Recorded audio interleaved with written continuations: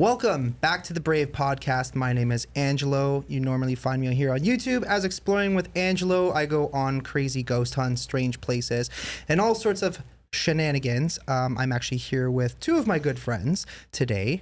One of them you've probably seen in a lot of my videos, and the other one you usually see me here on the podcast. Here is my co-host, Moshi. I'm Moshi-o Mohammed. Everybody calls me the guy beside Angelo or number two, which I don't really like hearing. What? Who says that? No further questions. Today, we're introducing someone that, you may know from Angelo's videos on the Exploring with Angelo page. His literal legal name is Exploring with Brad. Welcome. What's going on, guys? Thanks for having me. What's up? How was the drive over? It was actually a little bit intimidating. Was it? Yeah, it's different than going to your house. Yeah, I was like, holy smokes. Yeah, it's driving over like all the way 6 lanes over and then 6 lanes back. I mean, that highway. Yeah. Let's not get into too many details as to exactly where we're located, but I know the drive over is it's a little hectic. Because people in this area just cannot drive generally, and I know even in your area you're kind of complaining of the same thing. It's terrible. It's awful, man. I don't know what the deal is with people, but like city drivers, right? I call it like Cracker Jack box license. I don't know what's going on. It's just crazy, man. Yeah. So as we said, you see Exploring with Brad on my channel out doing Randonautica videos, and we've done some haunted videos in the past. So we have an array of interesting topics on this episode.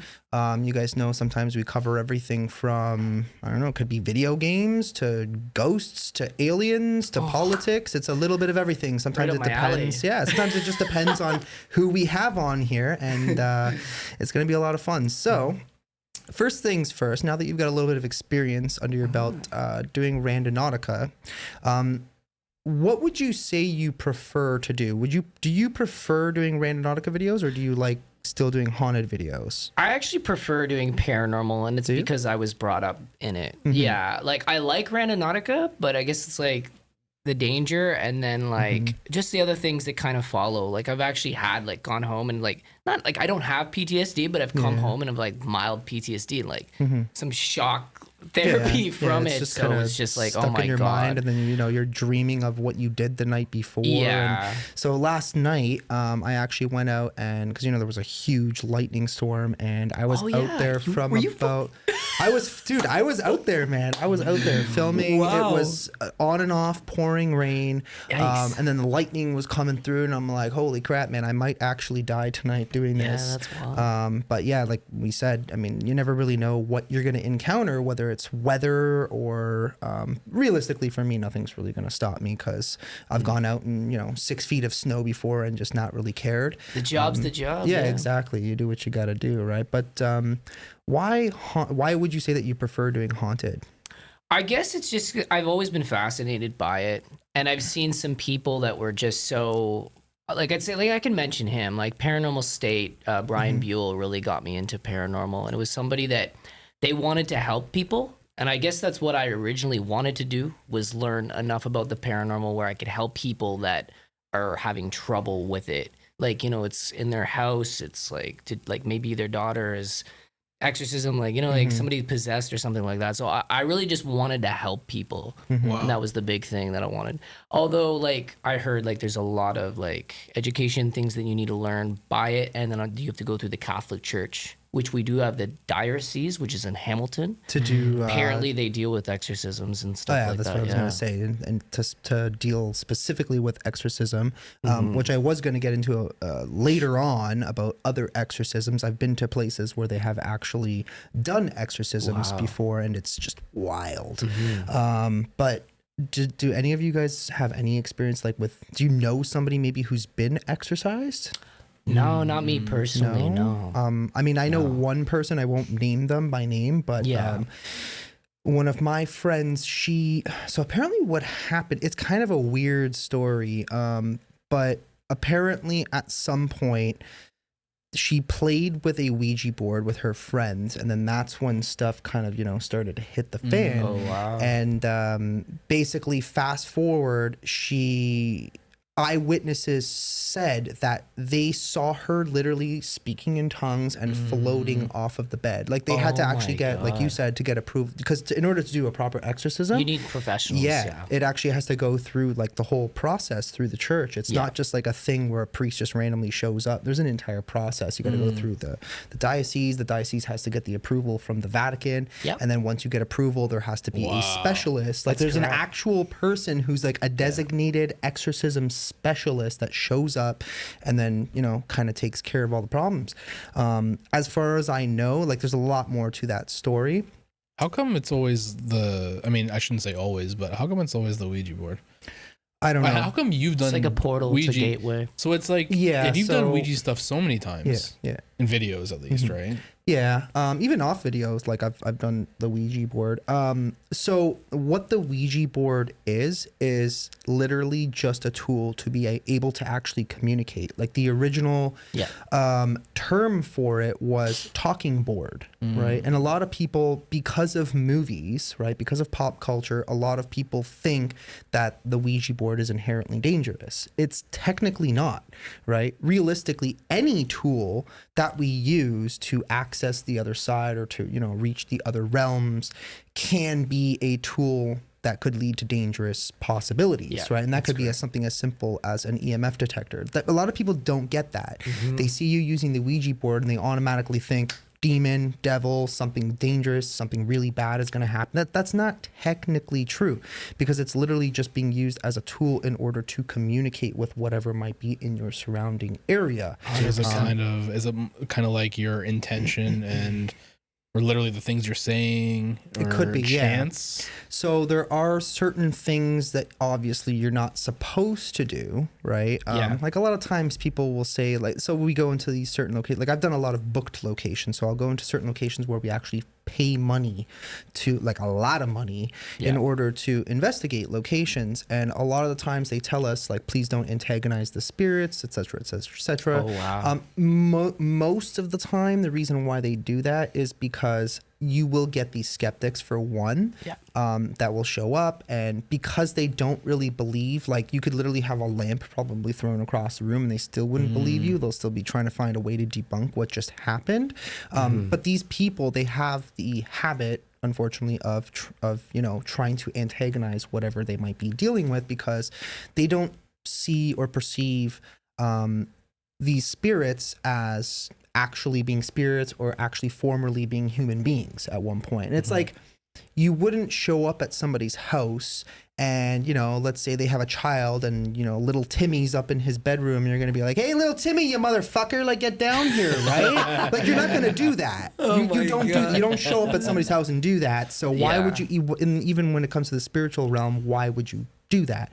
But unfortunately people do. So a lot of times they tell people, you know, don't antagonize people, and which includes the spirits and especially demons. But back to the Ouija board, there's been this kind of you know, idea that, especially because it's been used in so many movies, like I'm pretty sure there's a movie literally called Ouija or whatever, I think so. And it was like, oh, they're dealing with demons and whatever. But I mean, it's, at the end of the day, it's literally a thing that you can buy at Toys R Us, right? So, and it was actually originally only made just for kids. Like it was just made for children as a children's toy. No, it wasn't.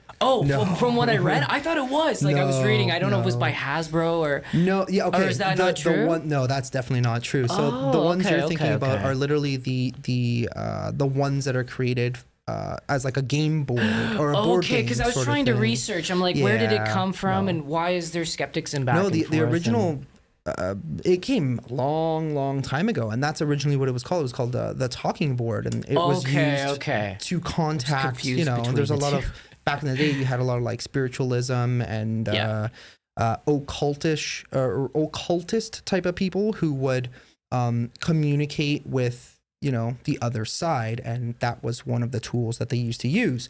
And it's not necessarily something that's supposed to be inherently dangerous. Now, in a certain scenario like that, the reason why things probably went wrong for her in particular was because there was something already there, right? So if you already have some sort of attachment, and they do believe that it was passed down. They do believe that there was a family member that did some sort of weird voodoo or black magic sort of thing that involved their family members many years ago back home in Italy, and whatever it was that they did essentially was already attached to her. And then when she used the Ouija board, I believe it was either maybe coincidental, and it just kind of started all of a sudden escalating to the point where she became possessed, speaking in tongues. And it's like you said, like when you're trying to reach out, that exactly. things happen. And I was going to talk about this too, because I actually did a documentary about this. I did a lot of research because I'm like, okay, so how come there's so many people that don't believe? How come there's so many people that do? And from what I read from a bunch of people and a lot of scientists too that were skeptics, and then they finally turned over, was we find out that there's actually a big scientific explanation for life after death. Like even when you see these hospital cameras pointed at the person, and then you see something visually come out of their chest. Like the body loses like, I don't know the exact number, but it's a certain microgram of weight, okay?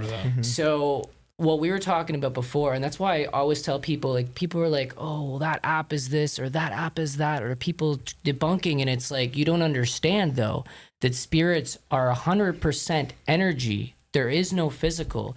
So there's the EMF energy. I don't know the different types, but there's like, because I did, like obviously that was in my notes doing this documentary, but there's so many different types of energy scientifically that the very first spirit boxes were really just radios. That's why when you see the SB7, it's picking up radio signals. Yeah, people are like, oh, so why? And it's because they seem to work well through technology. Like even the human body, electrons, like we're full of electricity passes through us. Radiation, like this is radiation, like heat, like things like that. So like the spirits react to that.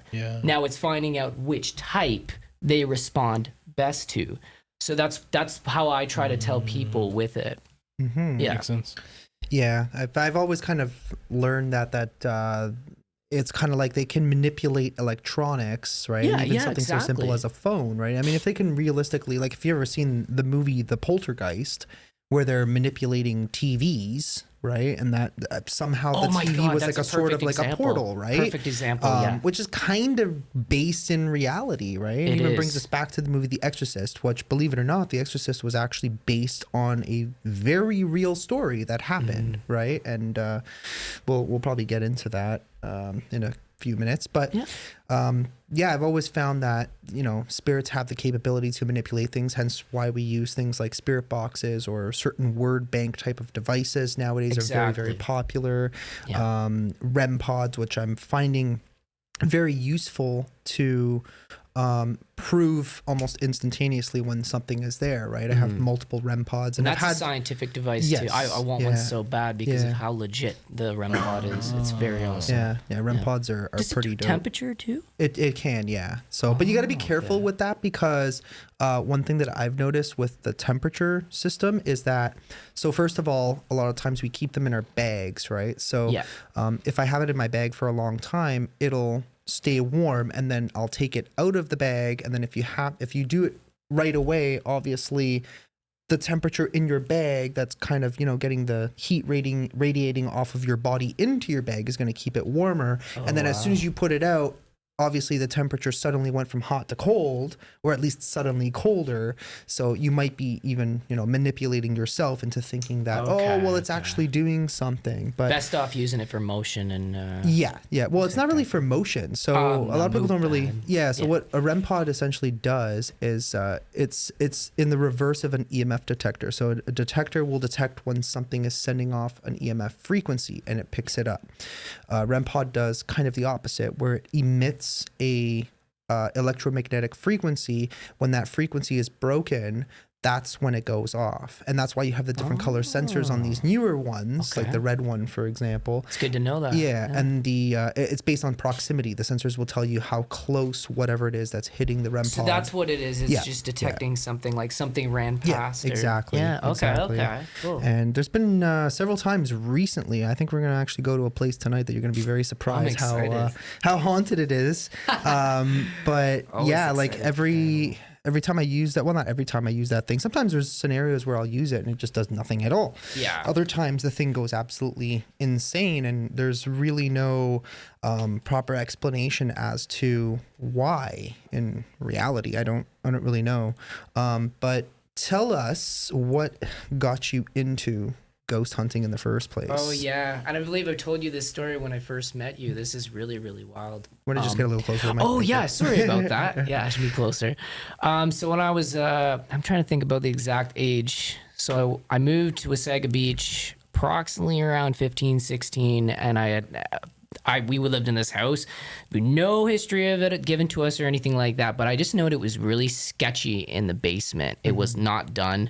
And my stepfather, he wanted to rebuild it and do things like that, but it looked very creepy. Yeah. Like there were dartboards of like, just it looked like drawings of people's faces and stuff like that. And I'm like why is there like, no, they were like in the drywall. Oh. He drew on the drywall and there was like darts in it. And I'm like, okay, like was there only one family to live here? And my mom didn't like to get into it.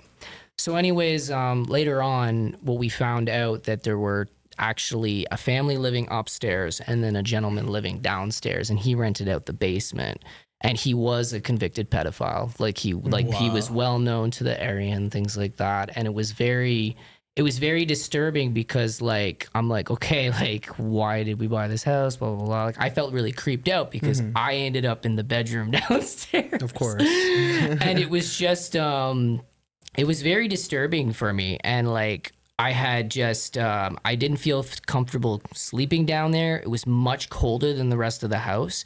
And I'd even go upstairs and I'd be like, can you put the heat on? I'm like, what do you mean? The heat's on full tilt. If you go downstairs, it's literally it says that it's 84, 85. And I'm like, you're joking me. It's like a freezer down there. You know what I mean? So anyways, getting settled into the home and stuff like that, I just noticed weird things just happening. I would get out of bed and the tap would be running and I'm just like, oh, whatever, turn it off, come back to bed. And this happened for a while, just little things like that. And then I did notice too that we had, the old phones, that just hang up, the phone that mom and dad had, because cell phones were kind of still new, right? So anyways, there'd be a call and my parents wouldn't be there and I'd pick up the phone, just nobody. And then all of a sudden it was just it was as if somebody would call and then hang up as soon as I picked up. Well, eventually this just ongoing thing, getting up in the bathroom, going to turn the friggin' the taps off and stuff like that. I started to hear some sound. I'm like, okay, well, this isn't normal. It sounds like there's actually somebody in my basement. So I heard footsteps, and when I approached the it's the hallway that goes down into the washroom, I just saw a woman in my house. And it's clear as day. A lot of people say oh, if you see these things, it's translucent or no, I thought somebody broke into my house. This is crazy. There's just a woman in my house. I'm like, can I help you? And she was just it should have been you. It should have been you. It should have been. She just started screaming at me. And I remember slamming the door, locking the door, because we had, there was actually a door that went into my room. And then there was a washroom door. I locked both of them because I'm like, oh my God, if she's going to try to get into the other door. And then the door would be banging, just trying to get in. I literally pulled up the covers up over my head. I'm like, I just hope she goes away. Hope she goes away. And then the next day I'd gone up to go for breakfast and I'm like, did you guys hear anything? And they're like, no, we slept fine and whatever. This was the part that I don't understand either. It was a big house, but not a big house. You know what I mean? There was only 2 floors, right? And they're like, no, I didn't hear anything at all. And I don't know why, but I kept it to myself. Usually people are like, oh, I saw this, whatever. And I'm like, okay, we had a trespasser. I'm going to check the windows, check everything. I didn't believe in any of this stuff. I was actually very agnostic. My mother was agnostic too. So I was like, okay. So I made sure that all the windows are locked and everything. I'm like, they're already locked. And that was the most disturbing thing. I was like, okay, well, how the hell did she get in the house? You know what I mean? The front door, everything like that. So as this perceived and stuff like that, it did go away. Eventually it did go away, but it was repetitive. It was every couple nights this thing would come out and I'd be literally pouring sweat. I didn't want to sleep. I slept over at friends' houses and stuff like that. But then I knew that since it's repetitive and it was the same exact thing, that I knew that, okay, like I'm dealing with something like this person is not alive. Like this is going on. And the last thing, just to close it off, because I don't want to drag this out, but I ended up going, a lot of this stuff had stopped. And it was funny because years down the road, I found out my mom did a cleansing on the house only because she didn't feel well and stuff like that. And so I ended up at this diner for breakfast one morning. And when I went and looked at the newspaper, it talked about like this guy in the basement that was bad, what I said he was. I don't want to pre what he is, but it showed a woman and basically her child, and the child had committed suicide because of the abuse, and the woman had she did the same thing. Sorry, I'm a little disturbed talking about this because it's like, okay. You know what? It's this is why it's called the Brave podcast, right? So we try and be as candid as possible, but not to go into too much graphic detail. But so okay, was the woman in the newspaper article that you saw, was it the same? It was the same woman that I saw in the basement. Holy crap! And this is exactly why I got into these things, and I'm like, oh wow, so there is life beyond death. Yeah. But it also got me into Christianity because I'm like, I don't want to be left behind. Like even if I die alone, like you hear of like animals that they know they're gonna die alone because their master homeowner isn't home, and they will go and burrow and do things just to like, okay, I'm gonna make myself comfortable, I'm gonna go. I just knew that I didn't want to be left behind because I'm like, that's terrifying. So before that moment, you mentioned that you were agnostic, so you understood the idea of God and you believed in a greater God?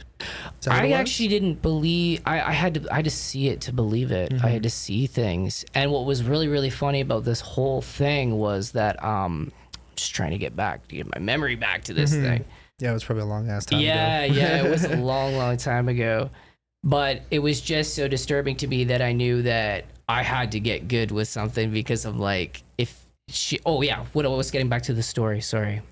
So the reason why she was saying it should have been you, just getting back to this story because it's so deep, was that she wished that this man was dead instead of her son. And that's what she meant by that.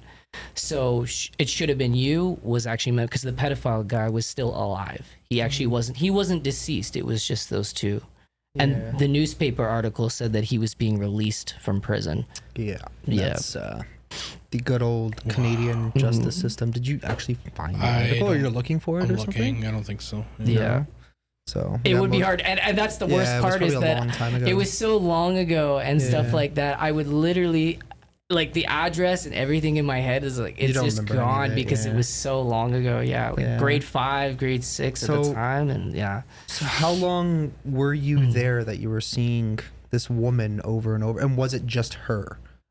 So it was her, and it was just her. Just her. Like it was just her in the hallway that I'd started seeing. But you never saw the child. I never saw the child. No, she just said it should have been you, and it was repeat. And I've heard. And that's all she would ever say. Like she never came to. Well, she banged on the door. She was trying to get in the room, and apparently that's where the guy had lived. Oh, that was his place. That's crazy, man. Yeah, I've heard of other like wild. So it's like kind of like a residual energy that's involved, but obviously you were seeing the actual person, and then you confirmed it to yourself that there wasn't a real article right in front of you, and you're like, okay, did you? I find a lot of people that when they kind of experience something like this for the very first time, that they kind of question themselves and the authenticity of it, and they don't really speak about it because they're concerned that people might think they're crazy. Was that your first kind of dealing? Was. I actually hid this from my mom for years. I think obviously we don't talk now, but like I think it was 3 years ago I had brought it up with her, and she's like, oh my god, she's like, I had no idea, like why didn't you tell me when this happened? But I literally thought that people would think that I'm just bonkers. And back then, like kids that weren't paying attention to school, like, oh, we should have them on Ritalin, like we should have them on. I already had bipolar, so it's like I didn't want to be sent somewhere for help and put on more medication. So actually my fear was more of like, okay, I don't want to be on any more medication because I don't feel good already.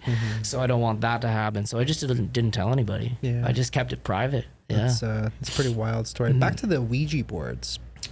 it actually just popped into my head. I have a story. I'm sorry if I said any words that I shouldn't. Oh, no, because I know, like, I'm it's just like, that's the truth. no, exactly. No, that's the word. Like, I mean, there's certain words obviously we can't say, and we won't say you can blank them out. It's not a slur, right? So that is the actual correct term that as how you would define a person like that, and the stupid things that they do.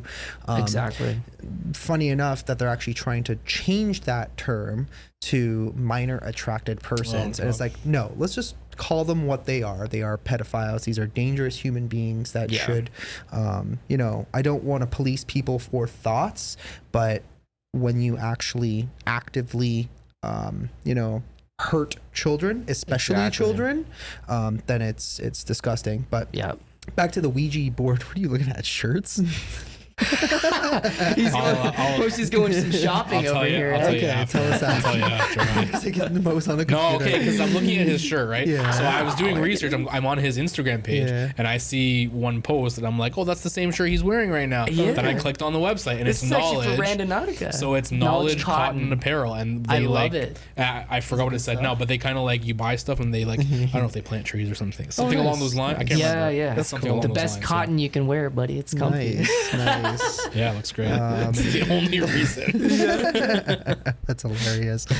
So yeah, back to the weird Ouija board story that I have. Okay. So this is from a friend of mine, and basically, I think this was back when he was still like a teenager. I think he was in Italy when this happened. It might have been in Italy, might have been here. I can't remember exactly. I'd have to ask him. But basically, he was staying at his aunt's house. I don't know if he was living at his aunt's house or he just happened to be staying there for that night in particular. And he was seeing this girl, and they decided to hang out and go back to his house. And of course, he had a Ouija board. So he's like, oh, we should try it out. She's like, no, I don't really want to. And he's like, no, let's just try it out. It'll be fine, right? Oh, wow. A little bit of peer pressure, whatever. So eventually she gave in, and they started playing the Ouija board together. And he said that as he started doing it, I don't know, maybe they asked the wrong questions. I don't know the particulars of it. But he said that all of a sudden, his entire house, or his aunt's entire house, started to shake. The doors slammed shut, the lights were turning on and off. The girl all of a sudden started freaking out, and she's like in the corner praying to God. And apparently his aunt was upstairs the entire time, and she's praying and praying and praying, and eventually she finally gets to the end of the prayer, and everything just stopped, and that was it. That was the end of it. Wow. And they're all like sitting there like, what the hell did we just experience? Yeah. She left, obviously, because she was probably terrified at that point. He's probably thinking, well, damn, I ain't getting laid tonight, that's for sure. The next morning, he sees his aunt, and he's like, did you hear anything at all? She's like, no. I went to sleep, and that was it. I didn't hear a single thing, like doors slamming, them screaming. Same kind of thing as my story. Yeah. I don't understand that. There's no explanation for it. Like your mom never heard a single thing. Nobody that was in the going on house heard downstairs. it. And I don't know why. Like, so many people have said, like, why did you hide this from us for so long? Yeah, it was crazy. It's interesting because maybe you entered like another dimension or something. Like as this was happening, it kind of like was an interdimensional loop sort of thing that was happening, that you were kind of stuck somewhere in the middle. I mean, there's a lot of things out there that as humans we do not understand. What's happening, right? Especially when it comes to the paranormal world, and that's kind of why I find it so fascinating, because there's so many things that we don't understand why certain things happen, right? Like what are certain things? I mean, I know a lot of it derives and is kind of understood through theology and religion, and things like that. And like, obviously Catholics believe in, heaven and hell, angels and demons. Muslims believe in jinns and demonic activity and things like that. And obviously there's different, religions that believe different things, right? So, and it's kind of fascinating to research it and kind of delve into it. And I don't know, I've always just been really fascinated by it. And I guess that's kind of why I like doing it as much as I do as well. I mean, I bounce a lot back and forth between doing Randonautica and Haunted, but a lot of times when I find when I'm home, there's not, I mean, there are like haunted spots, but it's like, I can only do so many haunted hotels one after the other, and then it gets kind of boring because it's like there's only so much you can really do because there's a lot of other people obviously staying in these places. You know, the only place that I really have to investigate is my own room, realistically, when I go to these hotels. So I don't want to just repetitively do those over and over again. And I find in Canada, it's a lot more complicated to get locations to do like actual ones that you can pay to do, and it's accessible, like the full structure is accessible.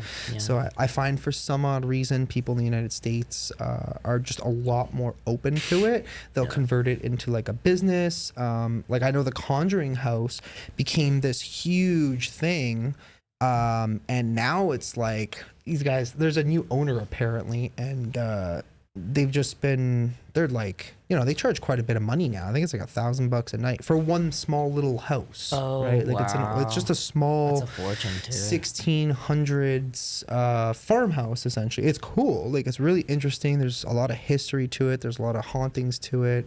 Some of the most famous paranormal investigators, demonologists, if you will, have been there. Right? Ed and Lorraine Warren were probably one of the first people to ever actually go there and kind of delve into whatever it was that was happening there, and that was another crazy exorcism story as well. Was part of that. Is the Conjuring story, is that like based on a real story? Yep. Yeah.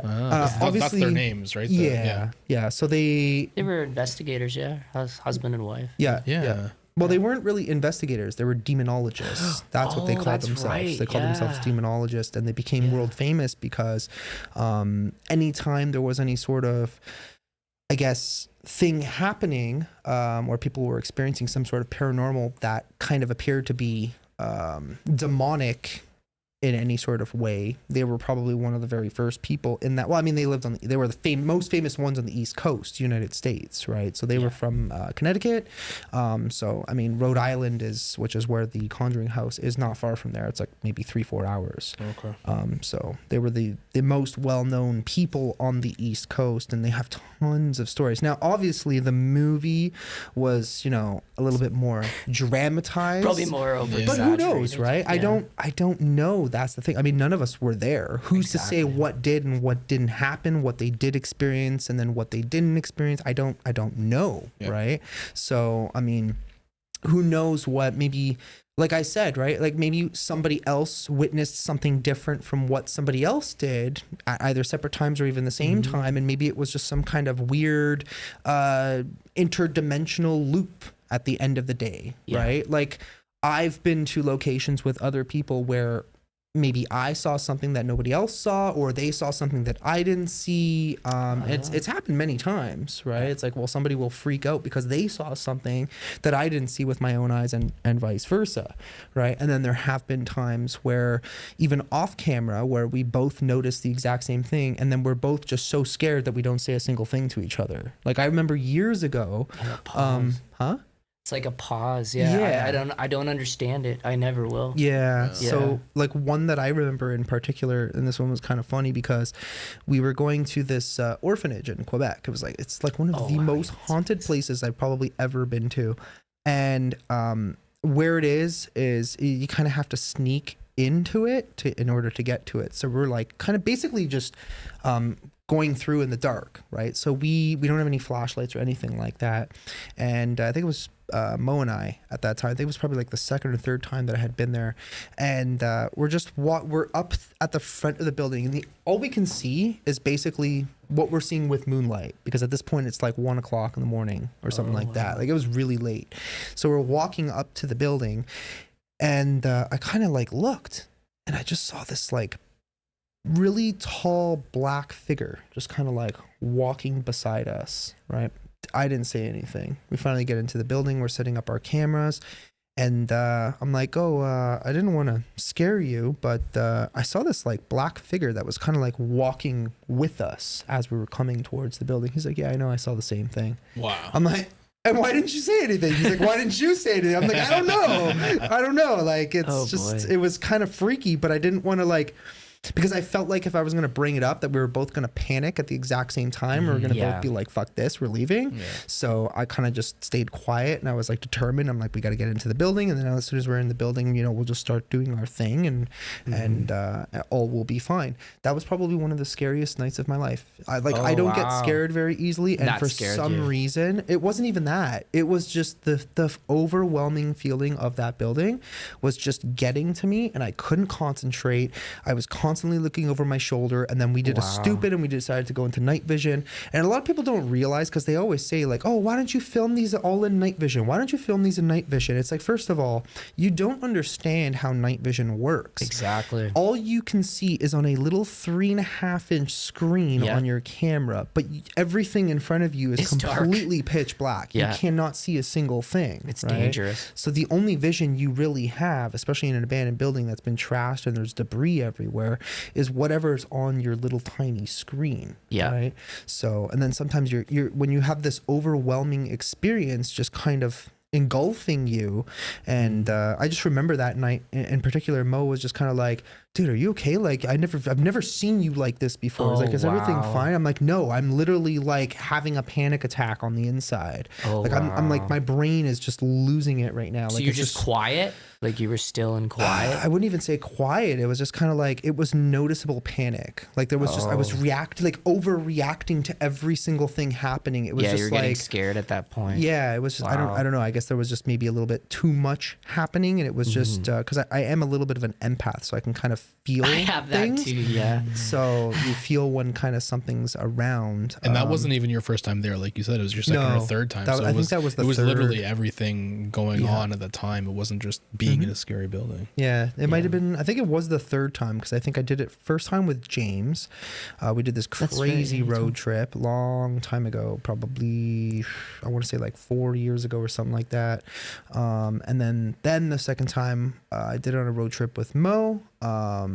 And then I did it. Then we decided to go back one day and do it. So we drove. It's far. It's like past Quebec City on like the outskirts. Wow. Way past that. So, that place was wild. I mean, they got some really bad history. I probably explained the Duplessis orphans before. Yeah. That's what I was gonna say. They had a name to it, the Duplessis Orphanage. Duplessis. Orphans. Oh, Duplessis. Yeah. Okay. So it was named. The reason why it gained that name was because there was a premier. His name was Maurice Duplessis, and he was just really, really bad dude. And he kind of, came up with this weird game plan where they colluded with the church, to basically, kidnap all these children, and they kind of forged all their paperwork to say that they were all mentally challenged, and they put them all in these orphanages and basically ruined their lives. Like a lot of these kids died. Right, they died in these places, and they don't even know where their bodies are. There's they're saying that their bodies are God knows where. Right, and this happens at a lot of different asylums or old school mental institutions, because recently we went to Kings Park Asylum. I go there for some reason. It's just like an anniversary thing. I go every like 3 to 6 months at this point for some odd reason. I don't know what it is. That place I'm just attracted to it. And it was me, Frank, and Chad. And there's a bar up the street from the main building. So we went there to go eat first. And basically we met a whole bunch of these drunk people. I think it's called O'Hanahans or something like that. Mm-hmm. If you were to look on Google Maps, you'd find there's a bar that's Shanahan's, I think, something like that. Something a lot. There's literally, it's like Kings Park is like pretty small, so there's not really much there apart from like that one bar and like a few houses kind of scattered throughout. So I remember we were hanging out there, and there was one guy. He's like, "Yeah, I'm a big historian, and I know like a ton of the information on Kings Park." And honestly, dude, like had I not, had to go and take care of my business and film the scariest building there, I probably would have listened to this guy all night, except for the fact that he was slurring his words at this point because he was just pissed drunk. Yeah. But he's telling me, he's like, oh yeah, this whole area has just bodies everywhere. Oh, like when wow. people died, there was nothing scary. here back then. So they would just go, and they had a lot of potter's fields, and they're unmarked. There's only one spot that's actually marked. He's like, that's literally just a drop in the bucket as to how many bodies are actually here. He's like, yeah, even this building, like when they first started excavating to build this stuff, they were digging up bones and bodies, and they're like, holy crap, man. Like they just scattered bodies. It was a literally- dumping ground. Yeah, everywhere. Everywhere. Because at that time, it was one of the biggest facilities in New York State. Yeah. So everybody who was, basically on Long Island, upwards up to the city was essentially brought there because it was one of the oldest locations, right? It was had a lot of people there, and they did some pretty bad things. So yeah, it's a very common scenario when you go to like a lot of these asylum type of places. You can even look it up on Google. It's called the eugenics movement. And a lot of people fear that the eugenics movement isn't over yet. And like, I'm not brushing. I don't know much in the political world, but with this whole thing going on with the kids' clothing, I'm not going to get into it, but just thing with the kids' clothing, a lot of people fear like, oh my God, is this eugenics slowly trying to come back into 2023? Yeah. So it's a big thing. It's something that like every parent's worst nightmare. Like we have to, like your kids are meant to get up, play with their toys, go to kindergarten, you know what I mean? And just live these lives. So it's like having that, living back then in that world back then was like, oh my God, like this is crazy. Yeah. Like that's my little brother that got sent here or whatever. And then they never see them again. Yep. It's sad. It was a very different world back then. So I remember doing a lot of research. I remember even here in Ontario, we had several facilities, Huronia being one of the worst. Huronia Regional Center, if you guys were to look that up and hear some of the stories and documentaries on that place, they're sickening. Like the things that they did to people as far as rape and abuse people. Exactly. There was even one girl who was literally shoved into a laundry machine. Oh right? my God. I didn't hear about that. There was another location. It's called Rdio Regional Center. And I remember looking into the stories on that place. And funny enough, my friend Chelsea knows some of the patients from there, just from her previous job. And it's crazy, right? Like the stories that they had. There was a story of this boy named Bill, and he was basically a teenager when he was brought there. So, I mean, the belief system back then was that if you were mentally challenged and you didn't really, fit into society, quote unquote, they would essentially just drop you off and leave you there, which is like kind of the saddest thing ever. And the family would just, forget you, right? Yeah. They just essentially disowned you at that point. It's terrible. And they never really, like at that particular location, the story about Bill came to light because his sister wrote a story about it, because when she remembers that when they were young, when he was young, he could at least, I think he had Down syndrome. So he was at least capable of speaking a few words, right? Like he could speak like 10 to 12 words, for example, like basic stuff, right? But at least he could respond. He was generally happy, et cetera, until he got to Rdio Regional Center, which is on the outskirts of Ottawa. It's in Smiths Falls. And basically, she started to notice that when she was going to visit him, that he would have bruises all over his body. He was no longer happy anymore. He had regressed, and he now knew less words than when he went in, which is crazy because it's also supposed to be like an educational system.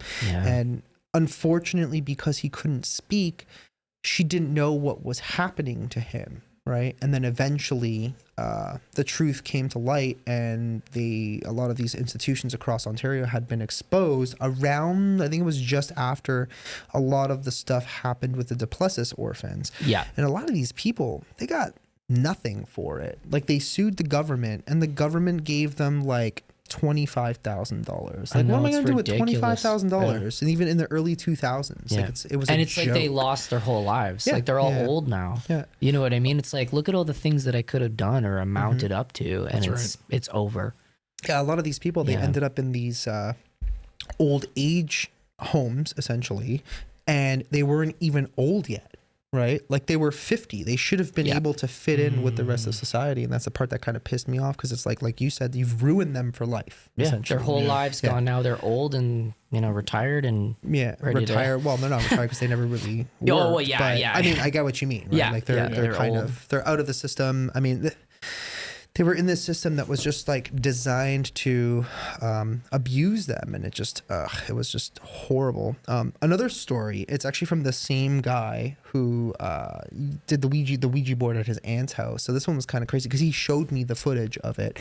So essentially, he used to work at a hospital, and he has security footage of basically, I think it was like some footage you can see like off in the corner. There was like somebody lying on a bed or whatever, just sleeping, which was an actual real person. And there was a chair kind of like a few feet away from there. And you would see this weird ball of light that was just kind of like hovering around this chair. Oh, wow. And then it would move, it would go into the washroom, and then it would come back out and then go back to the chair. And it was kind of like as if something was like sitting there in the chair waiting, or maybe they were visiting somebody, I don't know, and then they had to go and pee or something, and then they just went to the washroom and then would go back and forth. And at some point, I guess they were all watching this on the security cameras, and my friend's just like recording the footage on his phone or whatever. That's awesome. And at some point, they sent the security into the room. Like one of the guards went into the room, the other one was monitoring on the CCTV, and they were radioing each other. And he goes into the room. He's like, "There's nothing here."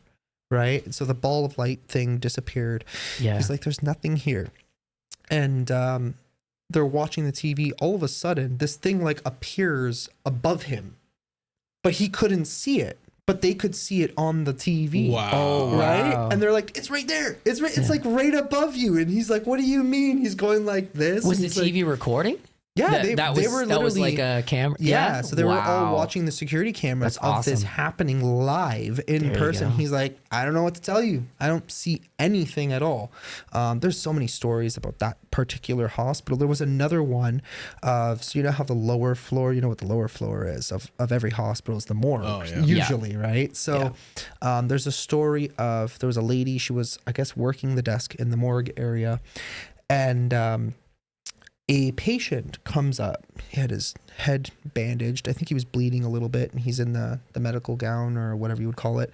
And he comes up to the desk. He's like, "Hey, where's the emergency room?"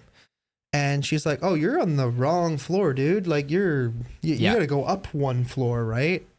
And he's like, "Oh, can you show me how to get there?" And she's like, "Yeah, I got nothing better to do. I'll take you there myself, or at least as close as possible." So she goes with him into the elevator. They go up a floor, and she's like, "Yeah, if you follow this hallway, and then just go all the way to the end, turn right. You're right at the emergency area. You can't miss it." Yeah. He's like, "Okay, cool. Thank you." She goes back down. She radios security, and she says, "Hey, there's this patient. He's roaming around. He was looking for security. Can you just make sure he gets... he's roaming around looking for the emergency.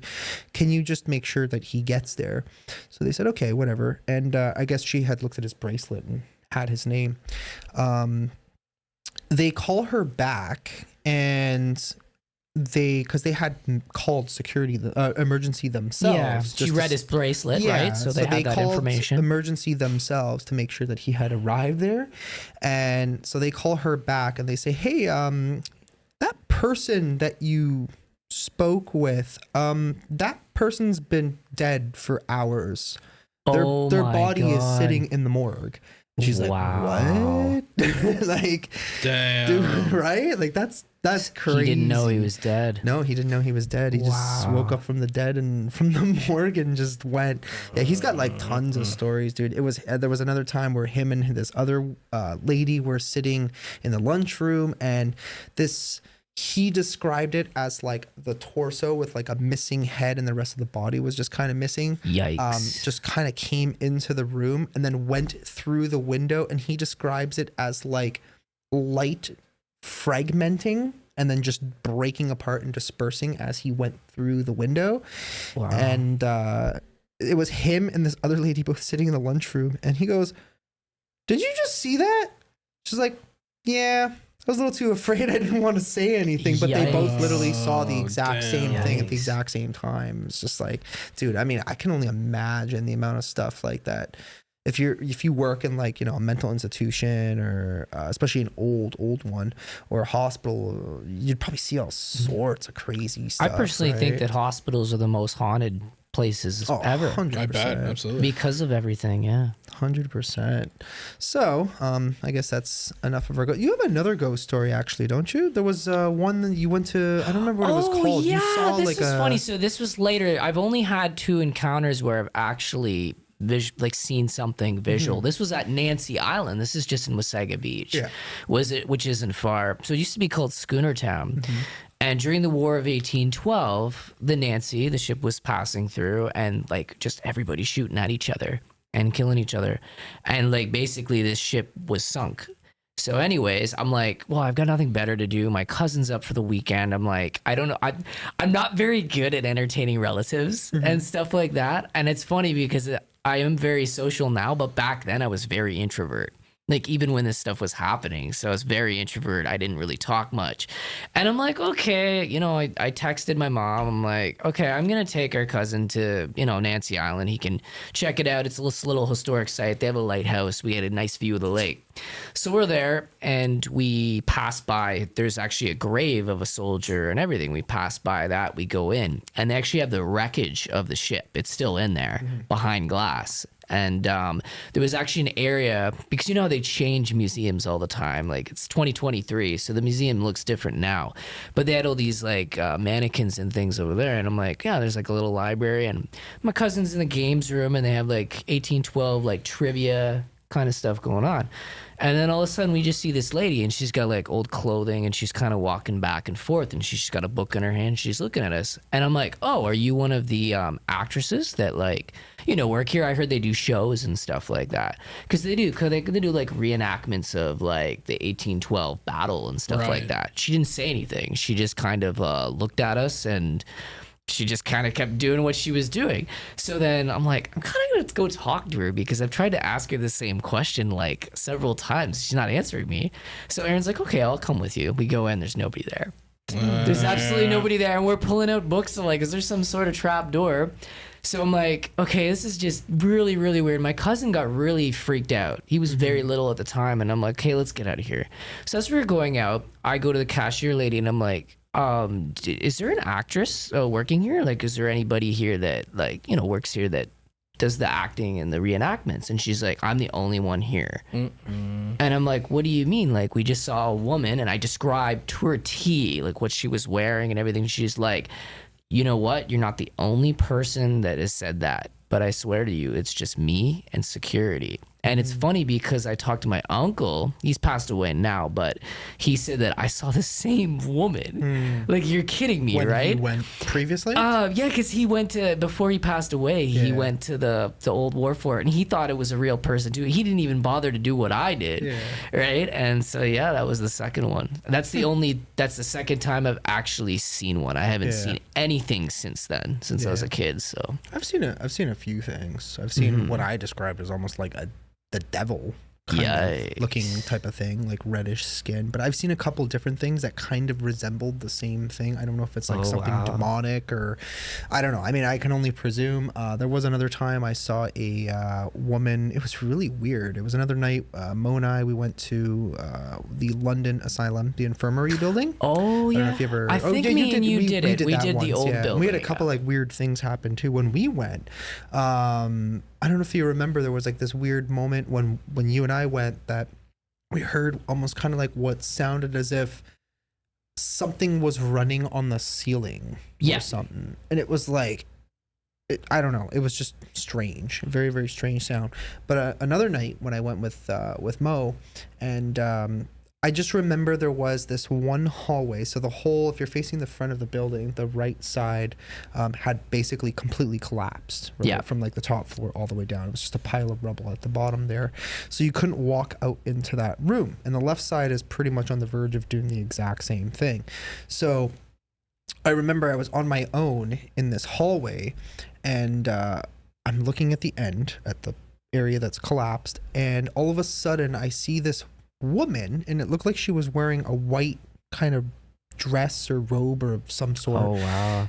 And she kind of just like comes out from behind the wall, like standing in the doorway. And I'm like, what the hell is that? I'm like, no, I'm not. Me. And I'm like, my brain's trying to process and calculate. I'm like, dude, there's no floor. There's no floor there. So it can't possibly be somebody who's actually there. Yeah. My eyes are obviously seeing something that's is there but is not there, if you get what I mean. Most likely a ghost or something. Yeah. And I just kind of went running off. And then after that, I just remember I kind of like left. I went and found where Mo was. And then he goes, there's something really weird in here tonight. I feel like something really bad is going to happen. As soon as he said that, literally within 3 seconds, bang, camera turns off. Well, it didn't turn off. It said error. I'm like, oh shit, what the hell? And I'm looking, I'm like trying to turn it off, on. Good old reboot, take the battery out, put it back in. Yeah. Still nothing. Having the exact same issue. I'm like, what is going on with this thing? I'm like, okay, maybe it's the camera. So, or maybe it's the SD card or something. I take the SD card out and I put a fresh one in. Works, no problem. Yeah. I get home, the SD card would not work at all. Like the laptop, and I was mad too because it had like 2.5 videos, like full videos on that SD card. So I had it in my laptop. I'm trying all these different programs to try and recover the footage. I'm like, okay, well, there's clearly nothing I can do. Then I remember the next day, I'm like, I'll keep trying just to see if by chance I can manage to pull anything off this. I'll keep trying. And so I just remember I'm going to do a live stream. And the live stream was talking about that. Yeah. So I was going to, or was I filming? No, I might have actually been filming the intro. So I still had some footage left. So I'm like, okay, I can make something out of it, like a 25-minute thing. So I'm like, I need to explain why half the footage is obviously missing. So I had the SD card sitting there on my desk. And I just remember recording and talking about it. And I'm like, oh, and here's the SD card. And I look at it and it's literally like folded and destroyed. Like the whole thing is just completely destroyed. No. That happened after he started the live stream. Yeah. So I'm like, God. I don't remember putting anything like accidentally on top of it or somehow. I can't remember if it was like completely crushed or it was just like, demented in a way that it was like there was no way this thing was ever going to work ever again. Yeah. And I'm just like, how the hell did that even happen? Like, how did this thing like get all messed up? Like, that doesn't make any sense. I'm like careful with stuff like that because that thing has like, all my footage on That's it. That's your work. Yeah, there's no reason why I would not, take care of this thing. It was just by chance I had started recording and then that's when I noticed that this thing was completely destroyed. I'm like, how did that even happen? Like, that's insane. The spirits didn't want you to see them. Right? I mean, somebody came home with me that night and was like, nope, you ain't ever recovering this footage. It's not going to happen. But yeah, I remember that. I've had a lot of weird things happen since I've done this. Most recently, I swear I saw what looked like a Navy soldier. I was at a place called the Pythian Castle, and at one point it was owned by the U.S. Army. So they used to house soldiers there.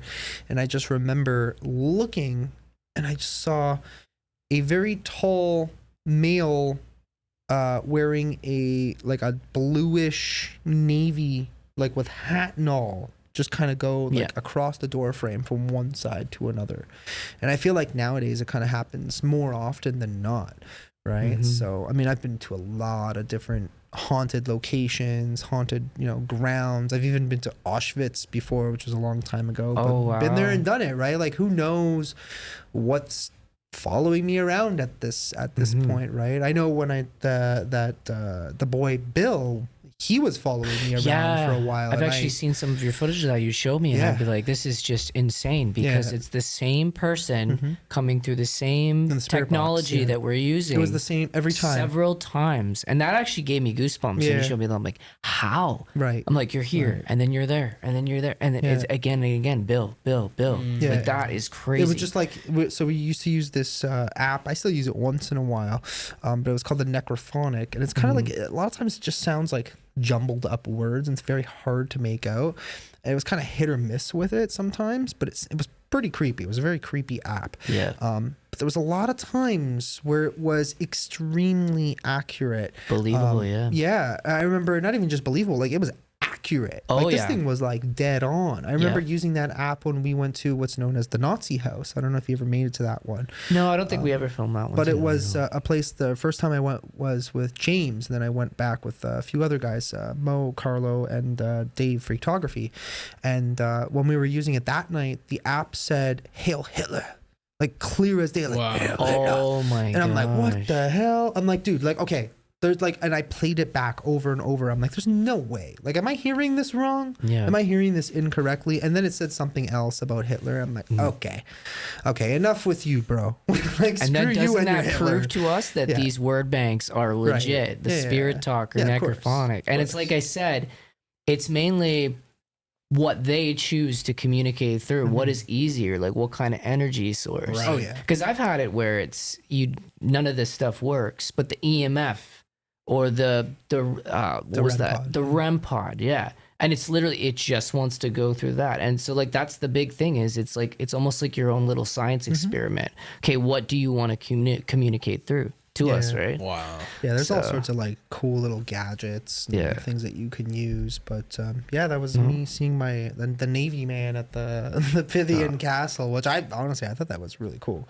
And I'm pretty sure I've seen a few other things too over the years, and just people ask me all the time like, oh, I remember when this happened. I'm like, no, dude, I've made over 700 videos at this point. Like I don't remember. You can't half the things remember that way I've done, back right? to when, Yeah, like everything is just you know, and thank God it's all on camera and it's recorded, because otherwise I would not remember half the things Yeah. I've done over. And honestly, over the your years. stuff with Bill made me go all out with like I actually fell in love with the necrophonic. I love using it only Yeah. because of Bill. It was- Because Amazing. it was when he creepy. showed me this, I'm like, this was is undeniable. This is undeniable evidence that this device is doing its job. We were in Literally. we were in one of the buildings that was a part of the love it. asylum, and this thing is just going Bill, Bill, Bill, like over and over, right? And I mean, you had to remember that he was mentally challenged. He had Down syndrome. He could only speak a few words. The way he would right? speak and Exactly. everything. So, I mean, to me, it was like, okay, so he knows his own name, and that's why it's on repeat, right? Yeah. That was probably one of the only few words that he probably still remembered up until the moment of when he died. And then towards the end of the series, I remember me and my friend Lamar ended up tracking down where his gravesite was, and to me that kind of like meant a lot, right? I was like, because I had to kind of like find you his know, resting place. yeah, I and- had done all this it at research, and I peace, kind of yeah. felt like, you know, for me, half of doing that documentary for me was kind of like telling the world, like, this is what happened in this place. This is what happened to Bill and many other people.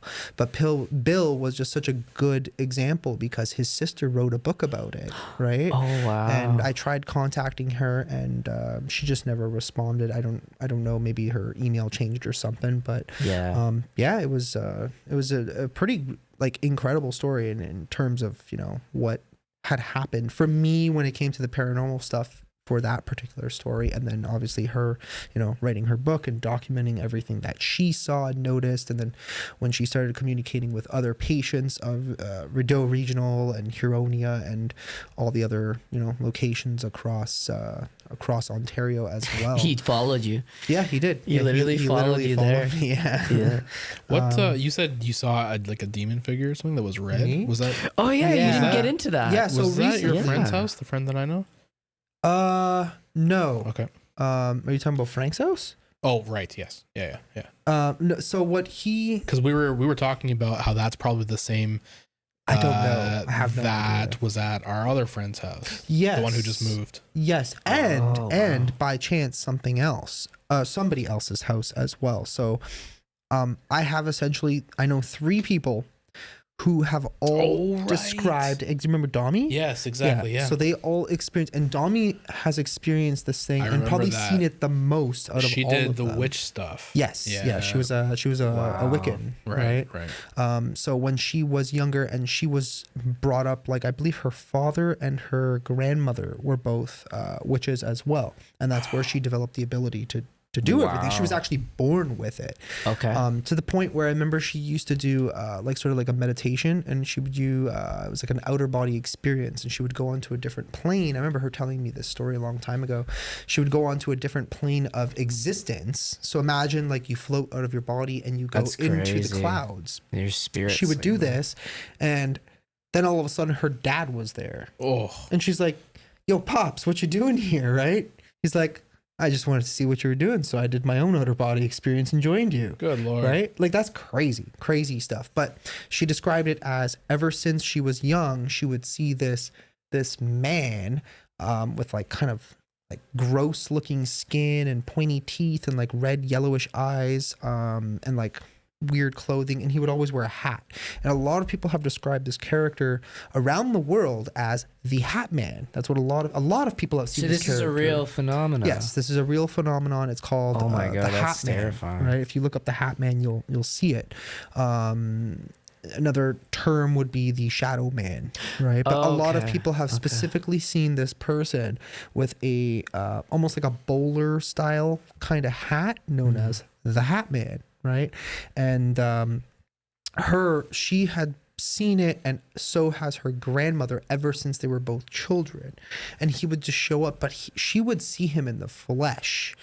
She would go to a party, and she would be in this room, and she's the only person that could see this creature, this thing, whatever he was. Terrifying. And she described it as something demonic, otherworldly.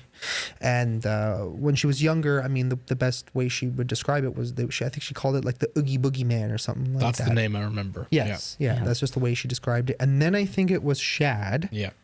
Who described seeing the same thing around his house. That's and and then he ended up getting rid of it with the Zamzam. Yeah, he had he had an imam, an Islamic leader come in and do essentially the what's the word we were just using? Exorcism. Yeah. Is that an actual name of a demon too? Zimzum sounds like a No. demon So Zamzam is basically, we were literally just talking about this before the show, because I was asking Mo, I'm like, so Zamzam is it's water, actual water, that people bottle, and it comes from a well in Mecca. Yeah. And it was originally you were describing it as, because we were looking it up because we couldn't really remember the exact history of it, but it was essentially Abraham's second wife, Hagar, or you spelled it Hagar.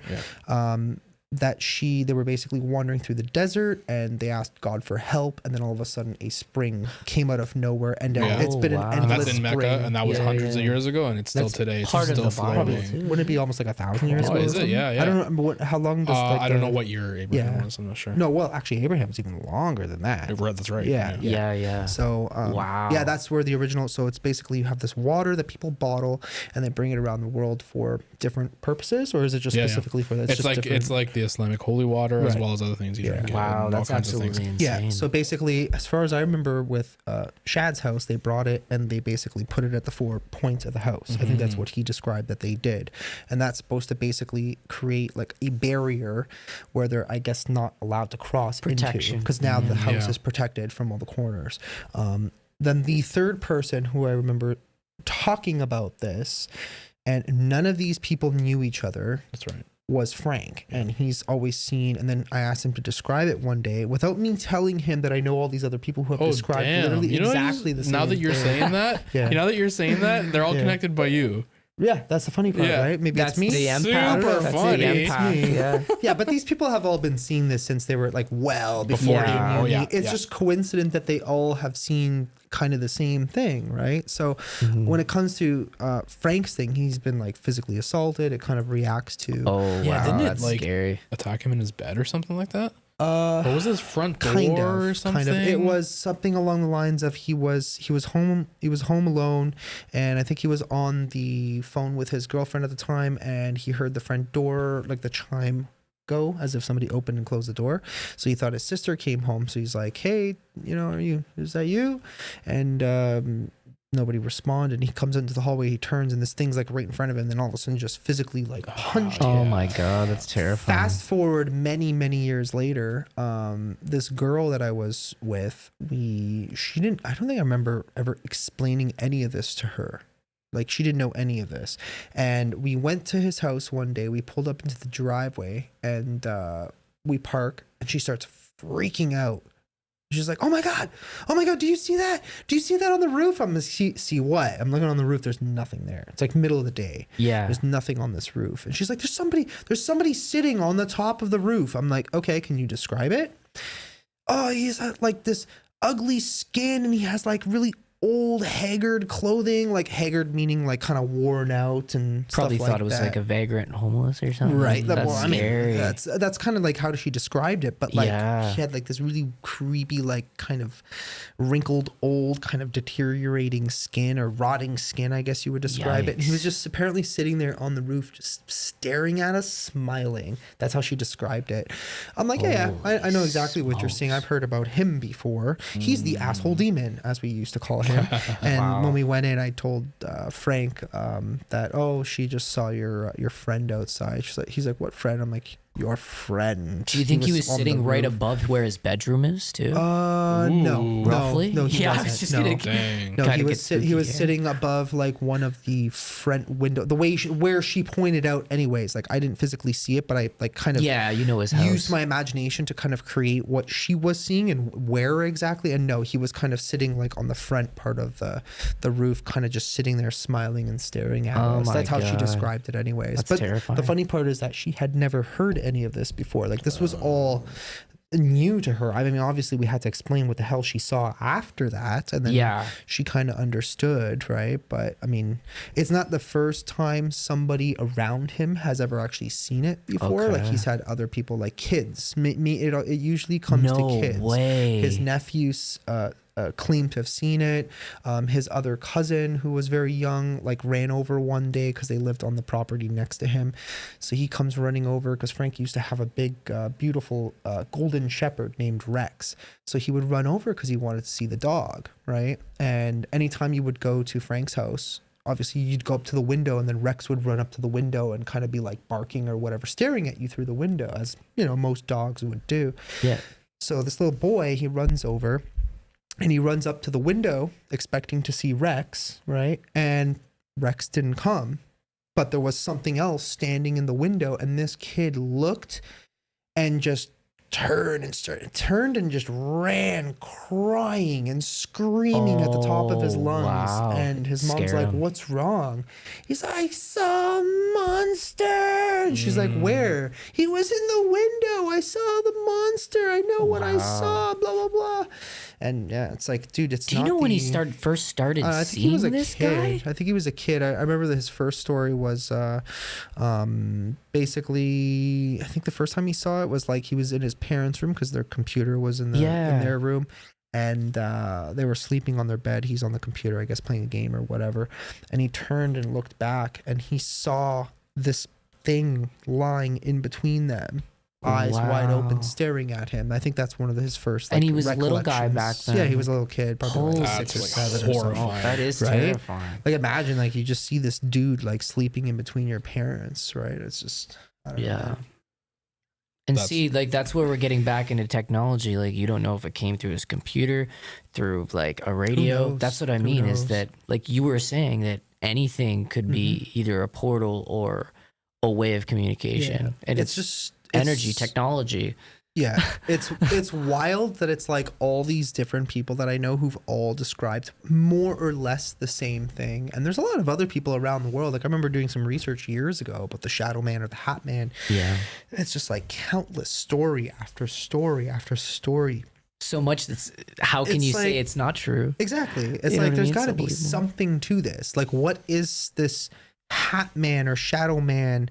Are they different entities just kind of all appearing as the same thing? And it's like you only see it for maybe a split second, and that's the best description you can possibly use, right? A lot of people keep in mind for some reason. Their stories are always like, oh, I was sleeping and I woke up for a second. I looked up and there was a man wearing a hat in the corner of my room, and then I blinked and he was gone, right? And it's like countless stories about things like that, right? So, yeah, I don't know. That's just what I remember reading long over the last couple of years. Anytime I would do research on the topic, that's kind of the gist of what would show up, and it's freaking wild. Wow. But yeah, that's our ghost segment for tonight. So a lot of you guys don't know, but Brad is actually a musician. He's been creating music for a while now. I tend to forget it myself. Yeah. Do videos so much. Yeah, exactly. I mean, it's like a part-time thing for you, right? Yeah. So first off, how long have you been doing music now? How long has it been? I've done music since I was young, like probably 14. That's cool. And I've just like growing up in high school and stuff, that you're with the rebellious sorts, like the punk rock, goth rock kids, and that's kind of how I got into it. I just fell in love with music, and then the emo stuff I'm a huge fan of too, so it's like a combination of things. I love emo. I think we all generally, like, for some reason we're all into this singing like emo bands, like the Used. That's where me and him hit it off, is like the Used. I love MCR and oh my god, the lists go on with all the bands. So. What do you do in music? I'm the singer. Nice.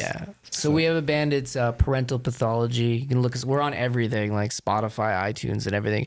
This was actually the very first time though I was actually happy, like, with the singing and the work and everything. Like, our producer Brett Carruthers, he's just amazing. He's phenomenal, and I met him online actually. I was a big fan of his band.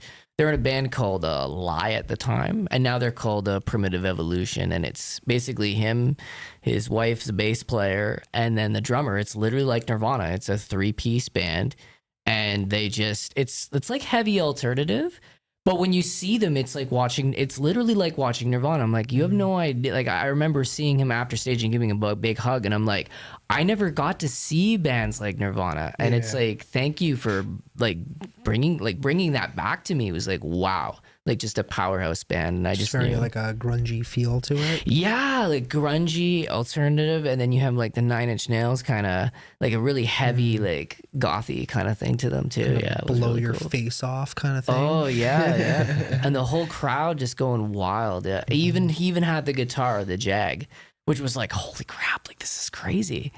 So I fell in love with it, and I was just like, I want to do that. I want to be like that. Yeah. So what would you say your genre is mostly like? We're kind of a mix. A lot of people say that we're experimental because it's like back and forth. But if you were to put it down to anything, I'd be like heavy alternative rock. Yeah. Okay, cool. So the most recent stuff you did, is that like a full album that you did, or just EPs? Oh, that we're doing right now? Yeah. So we're actually working on a full-length album, but my producer said that it would be best to just release them as singles each time. Because actually a lot of people don't know this, is that people's attention spans are terrible. So if you release a full album, everybody on Spotify and these iTunes, these digital platforms, people will just listen to the first song, and then the rest of the album is gone. So he said release one single each time, and I'm like, okay. I think that makes sense. I think the way the music industry, like you said, people's attention, especially with social media now, because everything it moves at such a fast pace. Yeah, with TikTok and. I mean, now like everybody's lives are just a matter of swiping, right? Whether you're swiping left or right on Tinder, or whether you're swiping up and down on Facebook or Twitter or Instagram, right? It's just like you're literally just scrolling through, and sometimes you find yourself here on social media and you're just like scrolling through until you find something that intrigues you, right? So when it comes with algorithms like that, I feel like what he makes a lot of sense, because it was a business move, really. He just said that if you want like your band to be known, this is what you should do. It makes sense. Don't do what I did, don't do what others did. And I thought like, well, that's pretty awesome. I mean, like our first song, we've got over 1,000 views on Spotify. We've never played a show. And he said like, that's really, really good. And you're literally you're building your brand. I think it's the same thing even with YouTube. I mean, like you got to do something. What do people like? And then continue to do that. Like obviously you want to do what you enjoy as well, but your own style. We just thought like, okay, like they're actually digging this whole 90s thing that because like it's an old sound. So I was like, I don't know if anybody will dig it, because it's literally 90s into 2000s like kind of music. So we just rolled with it, and then I keep getting people like mainly from YouTube, like all of our subs, and they're like, man, when are you gonna do a show? When are you gonna release new music? And I'm like, okay, that's cool. Like people are enjoying it. So Yeah, I mean, I told you a while ago when you finally started, picking up some steam, and a lot of my followers started following you as well. And I'm like, yeah, man, you got to use that as like your, and I have been to build up your music. Yeah. If it were me personally, I would just put it on my main channel at this point. I don't care. Yeah. You make a music video or just want to upload a song, just put it on your music Brett channel. said the same thing. He's like, make sure to put it on there. And Yeah, like, exactly. sweet, Like it should be Nice. on there. And I mean, obviously people will identify that, oh, this is Brad's music and it's different from his other stuff, whether it's Haunted or Randonautica or whatever you're doing at the time, right? Yeah. So that's kind of cool that it's a throwback to like the 90s style of music, because I feel like that music's kind of died for some reason, but that was like some of the best That's music my ever life. written. Yeah, That's my it was life, just like yeah. it was edgy, but the most important thing back in the 90s was the lyrics, right? Was the most Exactly, important yeah. part, and I feel like a lot of that's kind of died out from the music industry. We had another rapper the other day who was here on the show, that's nice. and we were kind of discussing and saying like the same thing. Like music is kind of, I mean, it's fun to, obviously you have those hard beats and you're talking about whatever.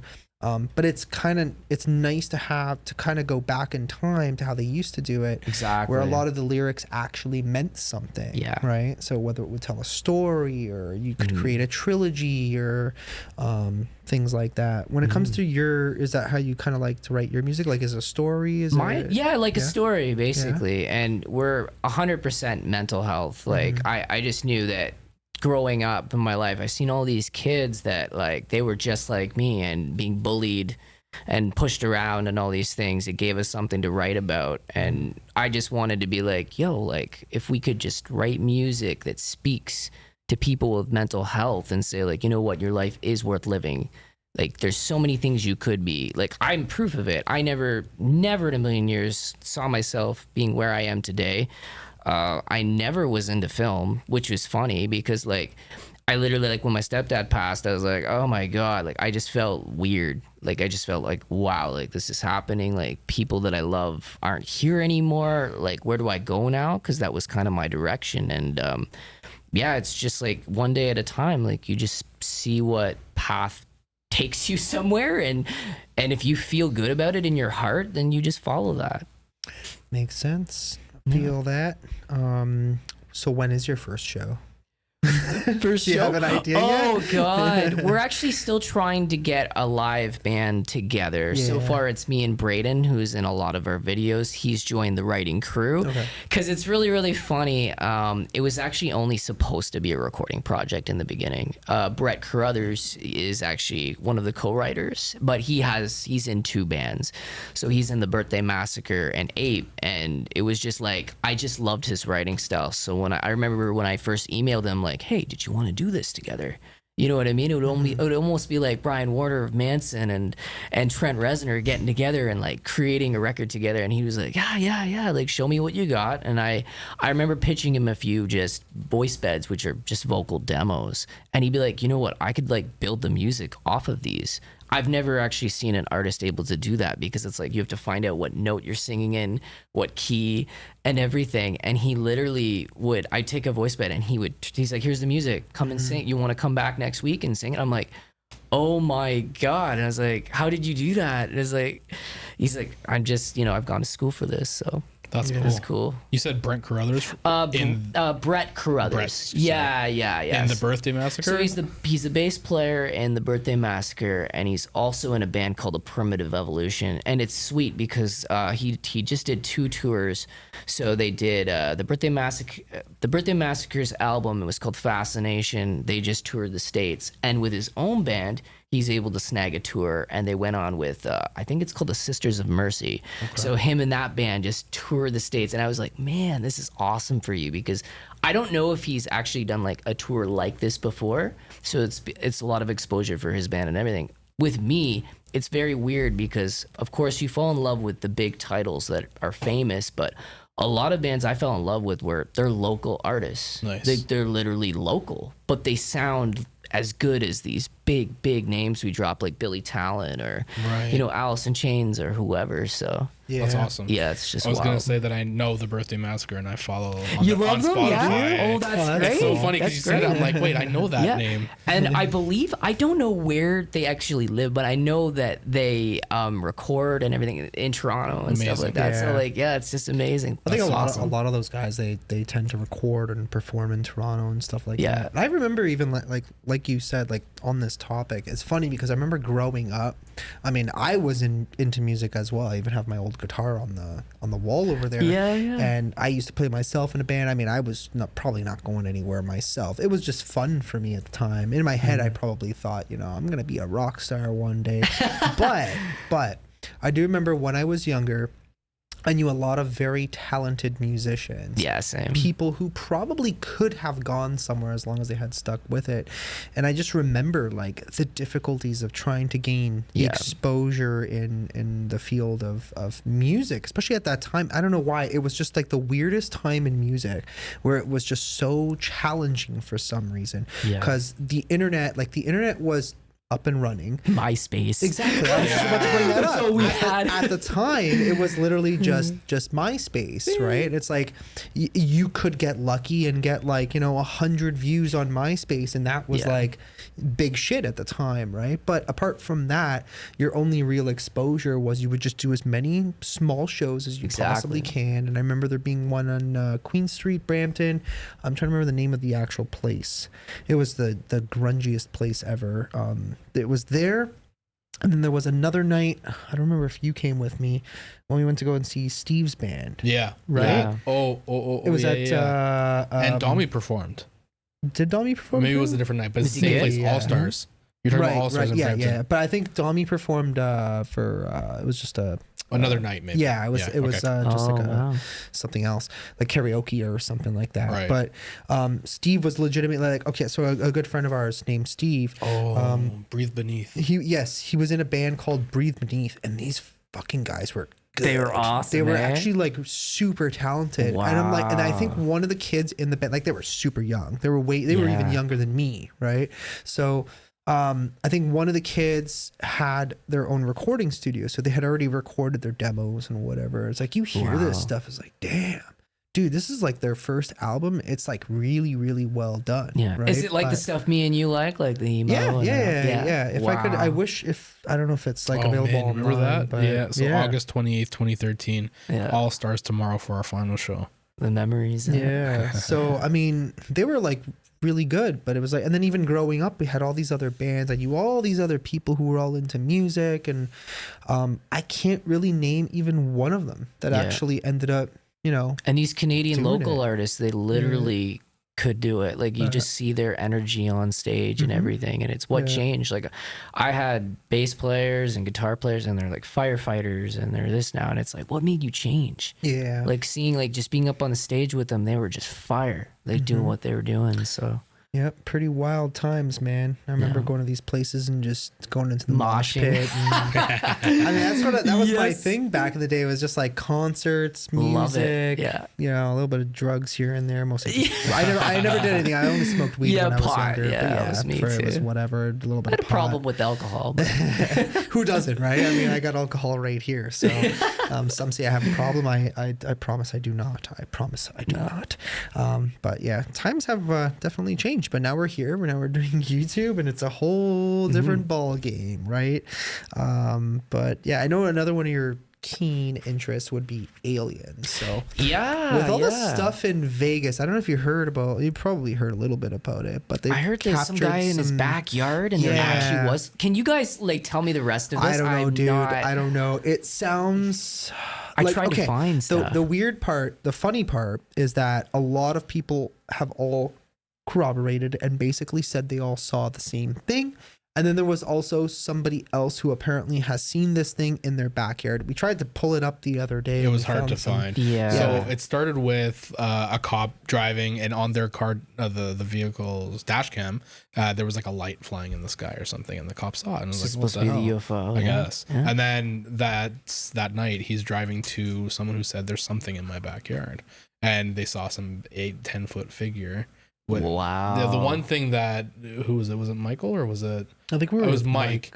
Mike was saying, how come in this day and age, this is 2023, how Yeah. come none of the like 5 people in the backyard had any video or pictures of it? I know, and somebody said that they were going in and it's private property, so that's why we had to turn the cameras off. And that's kind of where I got lost. I was kind of like, That is a guy's backyard. Yeah, I don't know. I don't know. Yeah. That doesn't really make sense though, because if it's you're talking about the body cam footage for the cops, right? I was trying to look at the footage that was grabbed, and yeah, like that was literally it. You just see this cop coming in, and then they just turn the camera off. I was like, "There's nothing." So I was It kind of sounds like BS to me, because there's no reason, just because it's private property. Well, it would depend though. But then again, it could be true. I'd have to look into it, but because it would depend on state laws, Nevada laws in particular. I can't see them being there being. Well, a I reason imagine why. that the government has this footage, just we don't. I mean, You know what I mean? Because you know how we're film editors, and you can see a cut Yeah. that looked like a cut. I don't know. I haven't. It was just- I didn't see the footage past that. God. I'm just saying that maybe there is a law that they can't like film on somebody's private property, but maybe. it's like, okay, why not though? Like if you have body cams on you, aren't you supposed, as long as everybody's aware that it's running, Yeah. wouldn't you just keep it running just in case like something happens? Like if the cop's attacked, if the cop does something they're not supposed to do, that's kind of the whole point to having That's a body cam. yeah, the So idea with the body why cam, are they yeah. turning it on and off? I don't know. I have no idea. But in your experience, is there anything, do you actually believe that they're out there? Is that what I you actually think? believe that they are out there. I don't know if you guys saw this in school or newspapers, but we have planets that are basically super Earths. So there's Kepler 181, I think Kepler 181b, and then there's a pile of others. We just can't get to them. These are actual planets. And they have water, they have land, they've got probably more than one moon, they have a sun, and so they have everything. Like we can see them through like scopes. Like NASA has these scopes that can see them. And I actually remember seeing it the first time I was working at the YMCA as a custodian, and it was a big newspaper and it had like, oh yeah, we just found these planets. Scientists had just found them, and literally it just blew my mind. And I'm like, well, you know, if you have a sun, you have a moon, you have land, you have water. They're saying it's a super Earth. I'm like, there's everything there to contain life. We just don't know what kind of life it is. Yeah. Interesting. Yeah. Is there any certain information, maybe video, story, that you can pick as an example that kind of definitively proves to you that they're out there, or at least makes you kind of think? I used to think that there was. I was a huge fan of this whole Stan Romnick story for a long time, and then there was a lot of people that like completely debunked that, and that was the closest. But What was the Stan Romnick story? the Stan Romnick story was about this guy who he said that he was being visited by aliens, and he had like all the marks of where like implants would be and everything, and he captured footage of basically an alien playing peekaboo at the window. It was actually on YouTube. It was like a huge thing. It blew up. It ended up on the news in the States, and then it ended up over here in Canada, because I remember being at my grandparents' house and they're like, oh, you got to see this. Oh, yeah. This is totally you. And I'm coming to see it. And I remember me and my wife, we would watch that video documentary all the time. I can't remember exactly what it was called, something extraordinary. Yeah. But yeah, it was all on him. And then there was just all these debunkers, and they said about like his personal life and things like that. And then I kind of like, now I don't know anymore. It's the same thing with paranormal. You get to the point where you're like, you totally are there because it happened and everything, but then there's all these people that are saying, I don't know, it could have been this, could have been that. And I pulled away until I actually read about this Charles Hall guy. And Charles Hall actually worked on one of the bases. So there's Area 51, but there's a bunch of military bases. And this guy claimed he has other witnesses, like eyewitness accounts and everything, like working for the military and on this base. And he's like, the aliens aren't on 51. They're actually here. And he had photographs of them and everything. And they look like human beings. Yeah. Like big eyes and things like that. And apparently he was stating that the U.S. is trading partners with them for technology that we don't have. That's like way, way beyond. And it could even explain why you see like countries developing things that are like, wow, like this is really, really high tech. Like, where did we get these secrets from? Because it's just like, it's so advanced that like we're too far behind to actually build these things. So that's the big thing. Wow. Yeah, about it. But yeah, as far as footage and everything like that goes, like it's just too hard. Yeah. Because it's the same thing with politics. You see so many things, you don't know if it's true or false or whatever. But visually, I did think that the Romnick thing was, if what he was stating is true, is like, I don't have any Hollywood experience on making CGI or anything like that. And No, but you could always find somebody. anyone could doctor it. Yeah. If he made some videos, like I'm not sure how he got money or like from these videos or whatever, but you know, he made a little bit of money at first coming up with little things to afford the CGI. So like that's what kind of got me, like I'm kind of skeptic with the footage part of it. But as evidence goes, I would say Charles Hall is really, really legit, like through all the testimonies and stuff from people that have met him, and these people like military, like so what's his story, like what did he I knew he had something to do with like weatherman and things like that. Like he did a lot of stuff on that base, and I don't know if it's Area 53 or Area 53. Yeah, he actually worked on one of these bases, and he said like it's not 51, it's here. And when he first did that, everybody was like, okay, whatever, you know, pushing it aside. But then all these other people started coming forward, and they're like, no, Charles is right, and his testimony and everything. So interesting. Yeah, and you can look him up. There's a lot on him, like a lot. He wrote the books Millennial Hospitality, and there's actually 4 books, and he talks about like the aliens, on the base. Says he was living with them for 2 years. Yeah. He was living with aliens? Yeah, the tall white alien race. He said the tall whites, as he called them. Oh, wow. Yeah. It's kind of racist, but that's just the name of the species. I don't know. I've been hearing a lot about this guy Bob Lazar. I know it's been brought up multiple times on the Joe Rogan podcast. I've never heard of him. And to Joe Rogan, apparently, he's convinced that his stories sound the most convincing. I guess, or I guess whatever information he has. Yeah. But I don't know, man. There's got to be like something out there. Like there's. I mean, there's so much. What was the planet that you said? What was it called? Kepler 181b is one of them, but there's a pile of super Earths now. Okay, I'm curious. How far is this from us? Like, how far is this? I just looked at it. Hold on.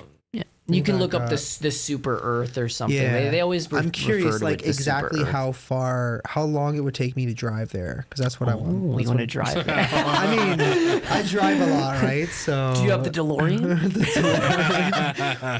I mean, I could build one, right? Yeah. We'll just start doing some time travel, which I have an interesting story, which we're coming up to. Cool. We're already pushing an hour and 36 minutes here. Does it show how much? So it says Kepler 181b is 1,987 light years from Earth. Oh, that's like a... And you can look it up. There's a few super Earths. There's actually a bunch now that we keep stumbling upon. Yeah.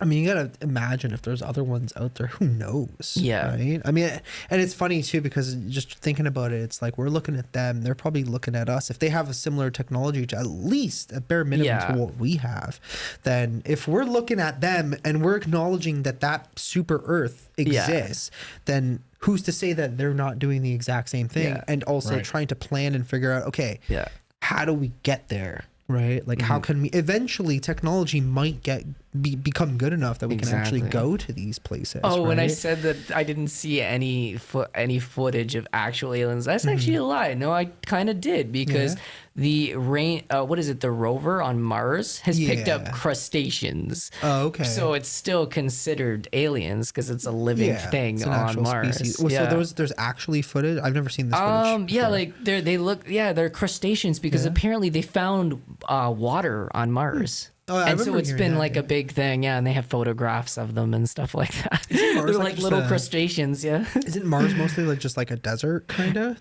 I think it's a dead planet. You can look this up on Google. I think it's a dead planet. Like it's a planet that once was, and it's just and now it's mostly just its enrichment. A little bit of water for the most part, right? But I don't know.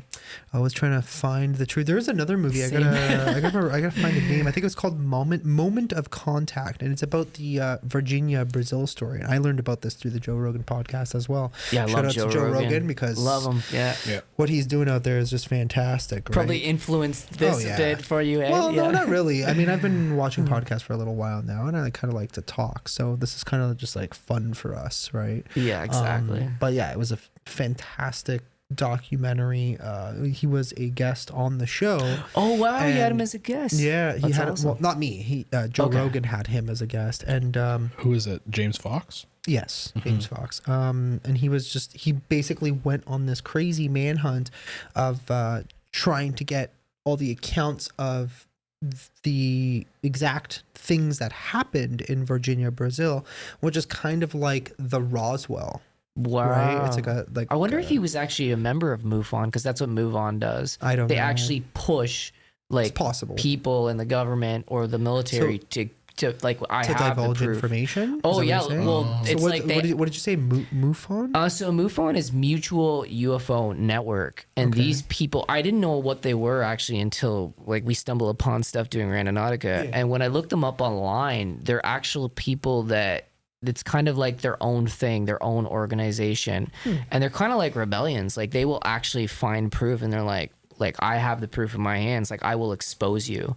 Like expose the government, expose the military, which is a really dangerous thing because, you know, like obviously they've been trying to keep like aliens under wraps so long from humans. But yeah, that's exactly what they are. That's actually what made the X-Files, like the shows, because it was like people like that Mulder was influenced into to find his sister. Yeah, it kind of stemmed from MUFON, yeah. So I don't even, was the X-Files, like, I know it's based on a lot of like things that have supposedly happened, but the actual main story behind the characters of X-Files was not It's real, not right? true, which was kind of silly. So going back to that, like the very, very first episode apparently is based on a true story. Which I don't understand. Like, why didn't you guys roll with that? Yeah. Like, find these cases sort of like unsolved mysteries, but make it into a TV series.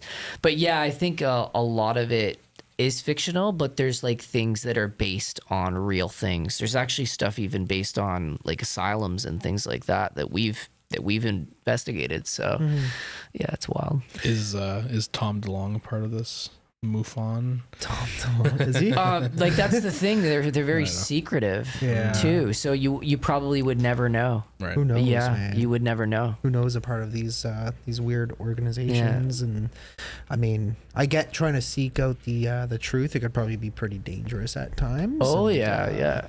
You gotta be very careful when you do stuff like that, especially when it comes to government stuff. Never trust the government. Yeah. Because, you know, they might come and if you find some, you know, actual real stuff, they may come and make sure that stuff never gets out there, right? Yeah. Exactly. The whistleblowers, beware. Oh, 100%. Be very careful. So one thing that I've always been very fascinated by is stigmata. Okay. I guess it kind of stems back a little bit to like the paranormal. I know it's more of like a religious thing, but stigmata was essentially, Cool. it's a crazy topic because stigmata was essentially like people experiencing what were the wounds of Christ. We're talking like the actual, you know, the hands, the shoulder, the head, things like that. And I know there's a movie kind of like it about it, right? Yeah. I think it was called Stigmata. It was 1999. 1999. Yeah. I'm gonna have to watch it. I think it's on Netflix. I think it's kind of a cheesy movie, but it's kind of cool at the same time. Yeah. But I feel kind of like it's almost very, I don't know, like somewhere in between a stigmata and a exorcism type of thing, or like a possession, demonic possession type of thing. Because that's just what I remember. I remember seeing the movie when I was a kid, but growing up Italian, and I know Moshi's seen it in my house. We always had this, and I never knew this. I never understood this. When we were kids, because we're from southern Italy, we always had this picture, and you could have gone to like any of my relatives' houses, and they all would have had the same picture. There was this old Italian man, big beard and short gray hair. Okay. And he was always wearing like almost like a monk priest kind of robe with the cross, and it was always the same dude in everybody's house, and he always wore gloves. And I'm like, is it just a thing that you wear gloves as a priest? Many years later, I started doing some research. His name was Padre Pio, and as an Italian, he's very, very famous. So famous to the point where they have preserved his body. Like you could actually go and see his actual body many years after he has passed. And I learned about that one day because I started looking up pictures of him, and I found these pictures of his funeral, which I thought was his funeral. I'm like, okay, these pictures, weird. This guy died, I think, in like the 70s or 80s or something like that, maybe even a little later. But I'm like, these pictures are really good quality. And then I realized, I started doing a little more research, and then I realized that they actually preserved his body. Like they didn't. Wow. Yeah, and that's why the picture resolution was so good. But Padre Pio was very well known for miracles happening. One that I remember after he had already passed, I believe there was a hospital that had been named after him. There was a child who had basically, I think he developed some sort of crazy illness, and they had told the family that he was going to pass. He was already in a coma at this point, and he was expected to pass when all of a sudden he miraculously woke up, and he just came to, and he was fine. It's almost as if he had been cured. And they asked him if he remembered anything, and the kid kind of spoke about this old man with a beard, and he was in a brown monk priest type of uniform, and he was wearing the gloves and whatever, and he came to him and he said, "Don't worry, little boy, everything's going to be okay." Wow. Yeah, and then after that he woke up, and it was basically like a miracle from Padre Pio, who I believe is actually a saint now. But he was actually, like, when Padre Pio was alive, he used to experience stigmata. Like, they have a piece of clothing that still has the blood stains from this shoulder. Was he a healer too? Like, I know, like, some that I'm not too sure of. I gotta look heal. into that, but I only have so much time in a day, and sometimes I get intrigued by certain things, and I'm able to, like, kind of just brush up, or like just trying to, like, this is from what I remember, like, growing up learning about this, because I was so fascinated by it. I'm like, is this a real thing? Like, these people are not, like, making this stuff up. Like, to be a part of the church and, you know, things like that. It's, I mean, the way he kind of lived his life, he didn't really make it much of a big thing. Right? Like, it wasn't, I mean, you wouldn't have called it clout back in the day, but it didn't really seem like he was much of a clout chaser. Like, it seemed pretty legit. Like, he would just kind of, like, even if the church, because people were complaining about him, saying that he was lying, he was making it up and whatever, and trying to basically, you know, he was clout chasing, essentially. I guess his version of clout chasing in the 50s and 60s.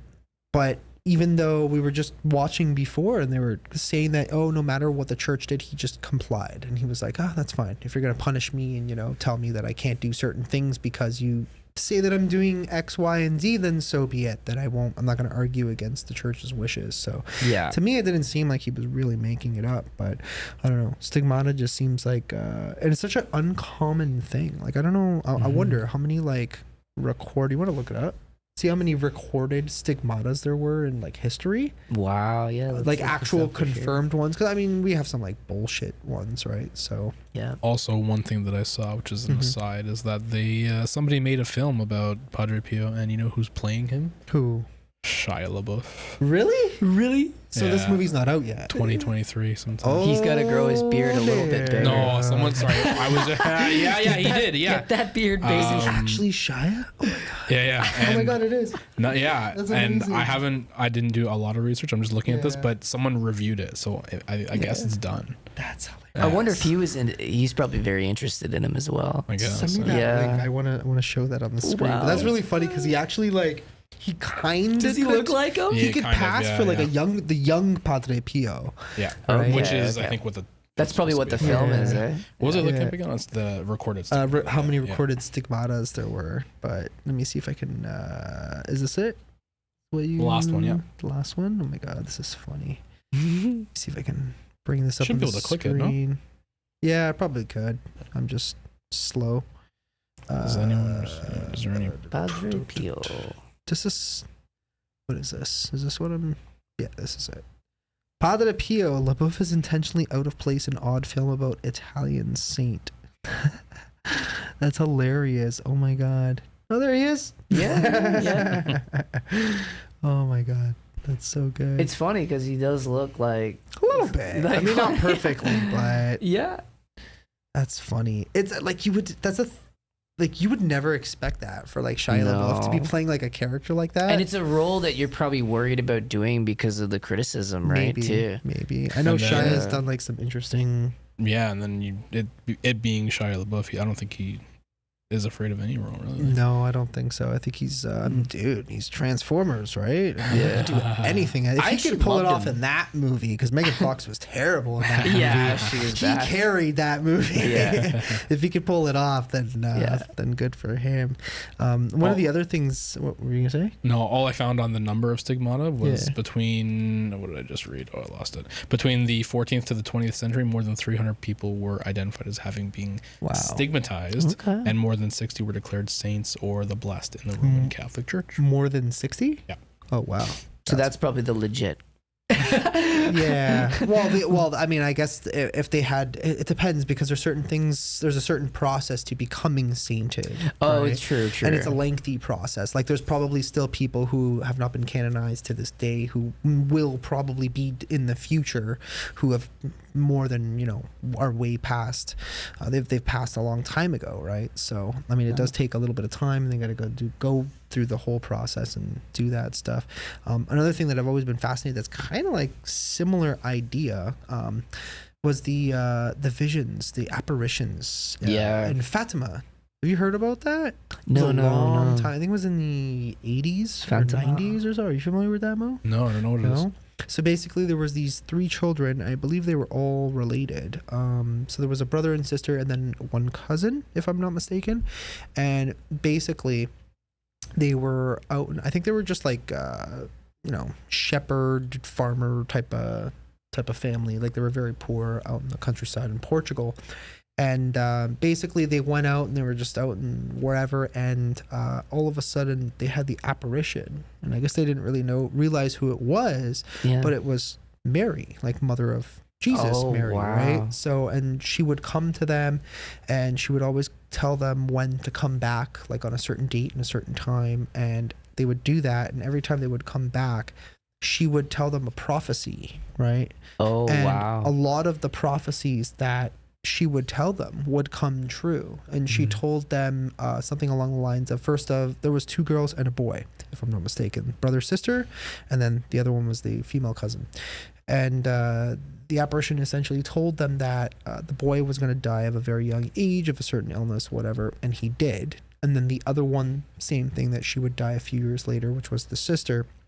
And they told the other cousin, you're going to live a very long, fulfilling life. And she did. She lived into her like 80s, 90s sort of thing, right? Like, I remember there was even pictures of her with Pope St. John Paul II. So cool. Yeah, it was just like such a fascinating story. And apparently, because a lot of people didn't believe them, right? Like, even their own family was like, I mean, there were kids, right? So you imagine kids have a very large imagination. Yeah. So even the families were like, no, we're gonna punish you because you're not telling the truth, and this is blasphemy.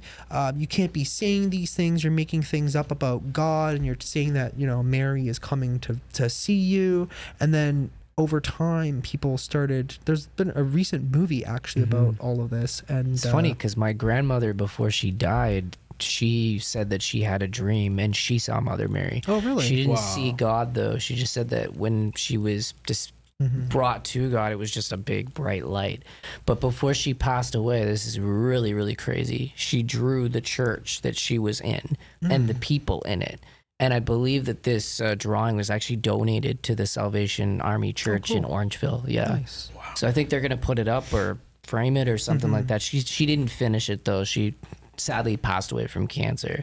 But the thing is, she was not afraid of death.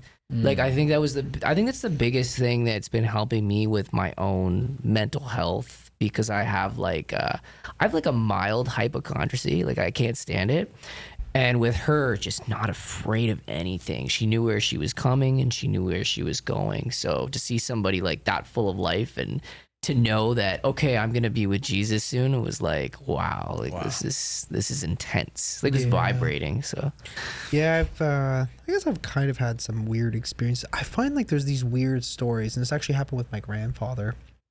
Like that, right before they pass, they kind of get, it's like bouts of renewed energy, I would call it. I just remember, so my grandfather, he was basically on his deathbed. He was in the hospital for a very long time. And I remember that he was very sick. He had bone cancer, so he couldn't get out of bed. Wow. He was, it was very, very difficult for him. So he was essentially bedridden, couldn't do anything. And basically the night, so my grandmother, she stayed in the hospital since he had basically been put in there. And the night before he died, he actually tried to get out of bed. He had never tried to do this any of the months previous to this. Wow. And He it was just like, I can do it. it was Get just up. like this sudden thing in the middle of the night. He's just like got up and like turned, and he was like literally ready to go for a walk. Wow. As if it was just like something overcame him that was like, yeah, you got this, bro. Like you're good to go. Like you can, go for that one last final walk. And then my grandmother like woke up and was like, what the hell are you doing? And I called for the nurse and they put him back in bed and whatever.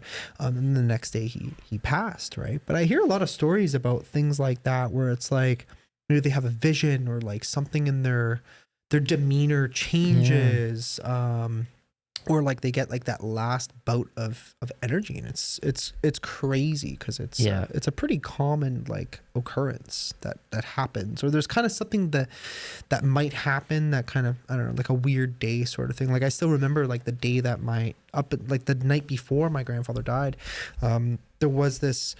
First of all, there was like I wanted to stay at the hospital. I was fighting with my mom. I was young. I was like probably, I don't even remember how old I was back then. Like that was 2000. So You're close with them? Oh yeah. We lived together. 9 years old. Yeah. So I would have been like 10 years old. And I just remember I was obsessed with wrestling, like WWF at the time. I think it was WWF. It might have been WWE. Awesome. I don't remember if it had switched yet. But I remember fighting with my mom because at home we couldn't get SmackDown. Yeah. I think it might have been WWE already by this point because they had SmackDown was on one channel, Raw was on another channel. And I just remember like I wanted to watch it. And I'm like fighting with my mom, and my grandfather had gotten really sick at this point. Like he had stopped eating and all that stuff. And fighting with her, and she's like, no, we got to go home. Right. And I totally understood. Like, I don't know now, and thinking about it, it's like I don't know why I would have been fighting with my mom over something so stupid, right? Yeah. Like we should have just gone home and slept in our own beds, right? But I just remember for some reason having this instinctual thing to fight with my mom to stay at the hospital for some reason that night. Yeah. Right. And obviously it didn't happen. The next day, left the house to go to school. I walked all the way up the street. There was a massive blizzard snowstorm. Oh, wow. I walked up the street to wait for the bus, and the bus never came for some reason. So I waited an hour. And I think I had remembered, I forgot my gloves, and there was like one of the neighbors. She ran home and she comes running back and she gave me an extra pair of gloves. That's nice. And all that stuff. And then the bus never came. So I started walking home. And then I just remember like walking home, and then, my mom opens the door and she's like freaking out, and she's like, oh, Nunno's not waking up, whatever. And yeah, I don't know. I just feel like all the occurrences of that day were just kind of like fate, like almost like it was meant to be. Like we were supposed to have that massive snowstorm just to make sure that I was able to be home that day so I could go see, because then we ended up going to the hospital. Yeah. We were lucky that we even managed to get there because the snow was so freaking bad, but my aunt kind of ended up making it to my house, and I just remember the whole morning being like a crazy panic. But he had slipped into a coma, and I remember it was kind of like it was meant to happen. Yeah, your last day with him. In order for me to go and be, to go and see him for the very, very last time. And then after I saw him a few hours later, he had passed, and I wasn't even there because my aunt had come and she had took me home, took me to her house or whatever for the afternoon, because she kind of, obviously realized what it was that was happening, right? But yeah, I just remember like all these weird experiences on days like moments like that when weird things happen, and it's like either you just know about something, when something bad may have happened. Like I've had other incidences where it's like you just kind of like something is telling you that this is what happened, right? So I don't know how else to explain it. It's like a very weird kind of feeling. But I just remember very vividly that day, and it's always kind of stuck with me. But yeah, the world operates in weird, mysterious ways, man. I know it's cliche, but it's true, right? Yeah. I think it's with family. Yeah. I mean, like you see like twins, like that are identical twins, and then like, oh, like he's in trouble. and it's like they know, and something does happen. Yeah. I think a lot of us have that intuition. It doesn't really, you don't have to be a twin of somebody. Like like my dad's not doing good, and then I call, and then sure enough, like Sometimes you just something's going on. Right. You just get a weird feeling. I don't know. Yep. So we are almost at the 2-hour mark. Wow. Congratulations. How was it? This is my very first podcast. I've never done this before. I enjoyed it. And since you brought up like all the top, like, wow, all these top, I'm interested in all these things. Let's go. Worked out perfectly. Yeah. I was all nervous coming up. I'm like, Angelo, I've never done this. He's like, don't worry, you're going to like it. You're like, just wait till you get here. It's easy. We're just having a conversation. That's pretty much it. Yeah, I feel comfortable. Bring a couple different random topics and pretty much just shoot the shit for 2 hours, right? So if you could jump back in time and start the podcast over again, is there anything that you would like to talk about? Hey, you like that segue? So I was going to segue into it, but Brad and I are going to go and film a haunted video tonight. So more important. we're going to have to save that story. So there's a weird, crazy time travel story that I really, really want to talk about. And then I looked at the time, I'm like, holy crap, it's already almost 11 o'clock. Yeah. So we got to get a move on. Yeah, so 100%. yeah. We did bypass gaming, and I'm a big gamer. Yeah. That's all right. Shout out to Zelda. Maybe next podcast. Yes. We will definitely we'll still be here. We'll be doing them. I'm going to Alberta soon, so we got I think one more show we're filming after this, and then I'm going away, and then after that, once we get back, then we'll be open to doing more episodes with whoever. Yeah. But for tonight, Brad, thank you for coming all thank this you for way having to join me, man. us. I'm honored. Thank you very much, man. It's awesome. That's great. So that's pretty much it. Shout out to everybody here. I'll leave everybody's links down in the description below. Go and subscribe to everybody. Follow us on social medias. We are available also on Spotify. I got him. That was awesome. I did that on purpose. Got him there. So, hey, we're on Spotify. We're also on Apple Podcasts, which is super cool because that's actually getting some views, which is really awesome. Yeah. That's wicked. Also, there's another app called Rumble. Check us out there. We do some late night, spicy, after hours type topics. of non. I don't want to say like spicy videos. Content. Yeah, it's not porn, guys. It's not porn. I promise. No. This is when things get a little wild. Yeah, exactly. So, that's pretty much it for tonight. Smash that like button, subscribe if you're new, turn those notifications on, and share this video out with your friends if you want to, help us out and spread the word. And we will see you guys in the next one. Bye. Thank you. Thank you.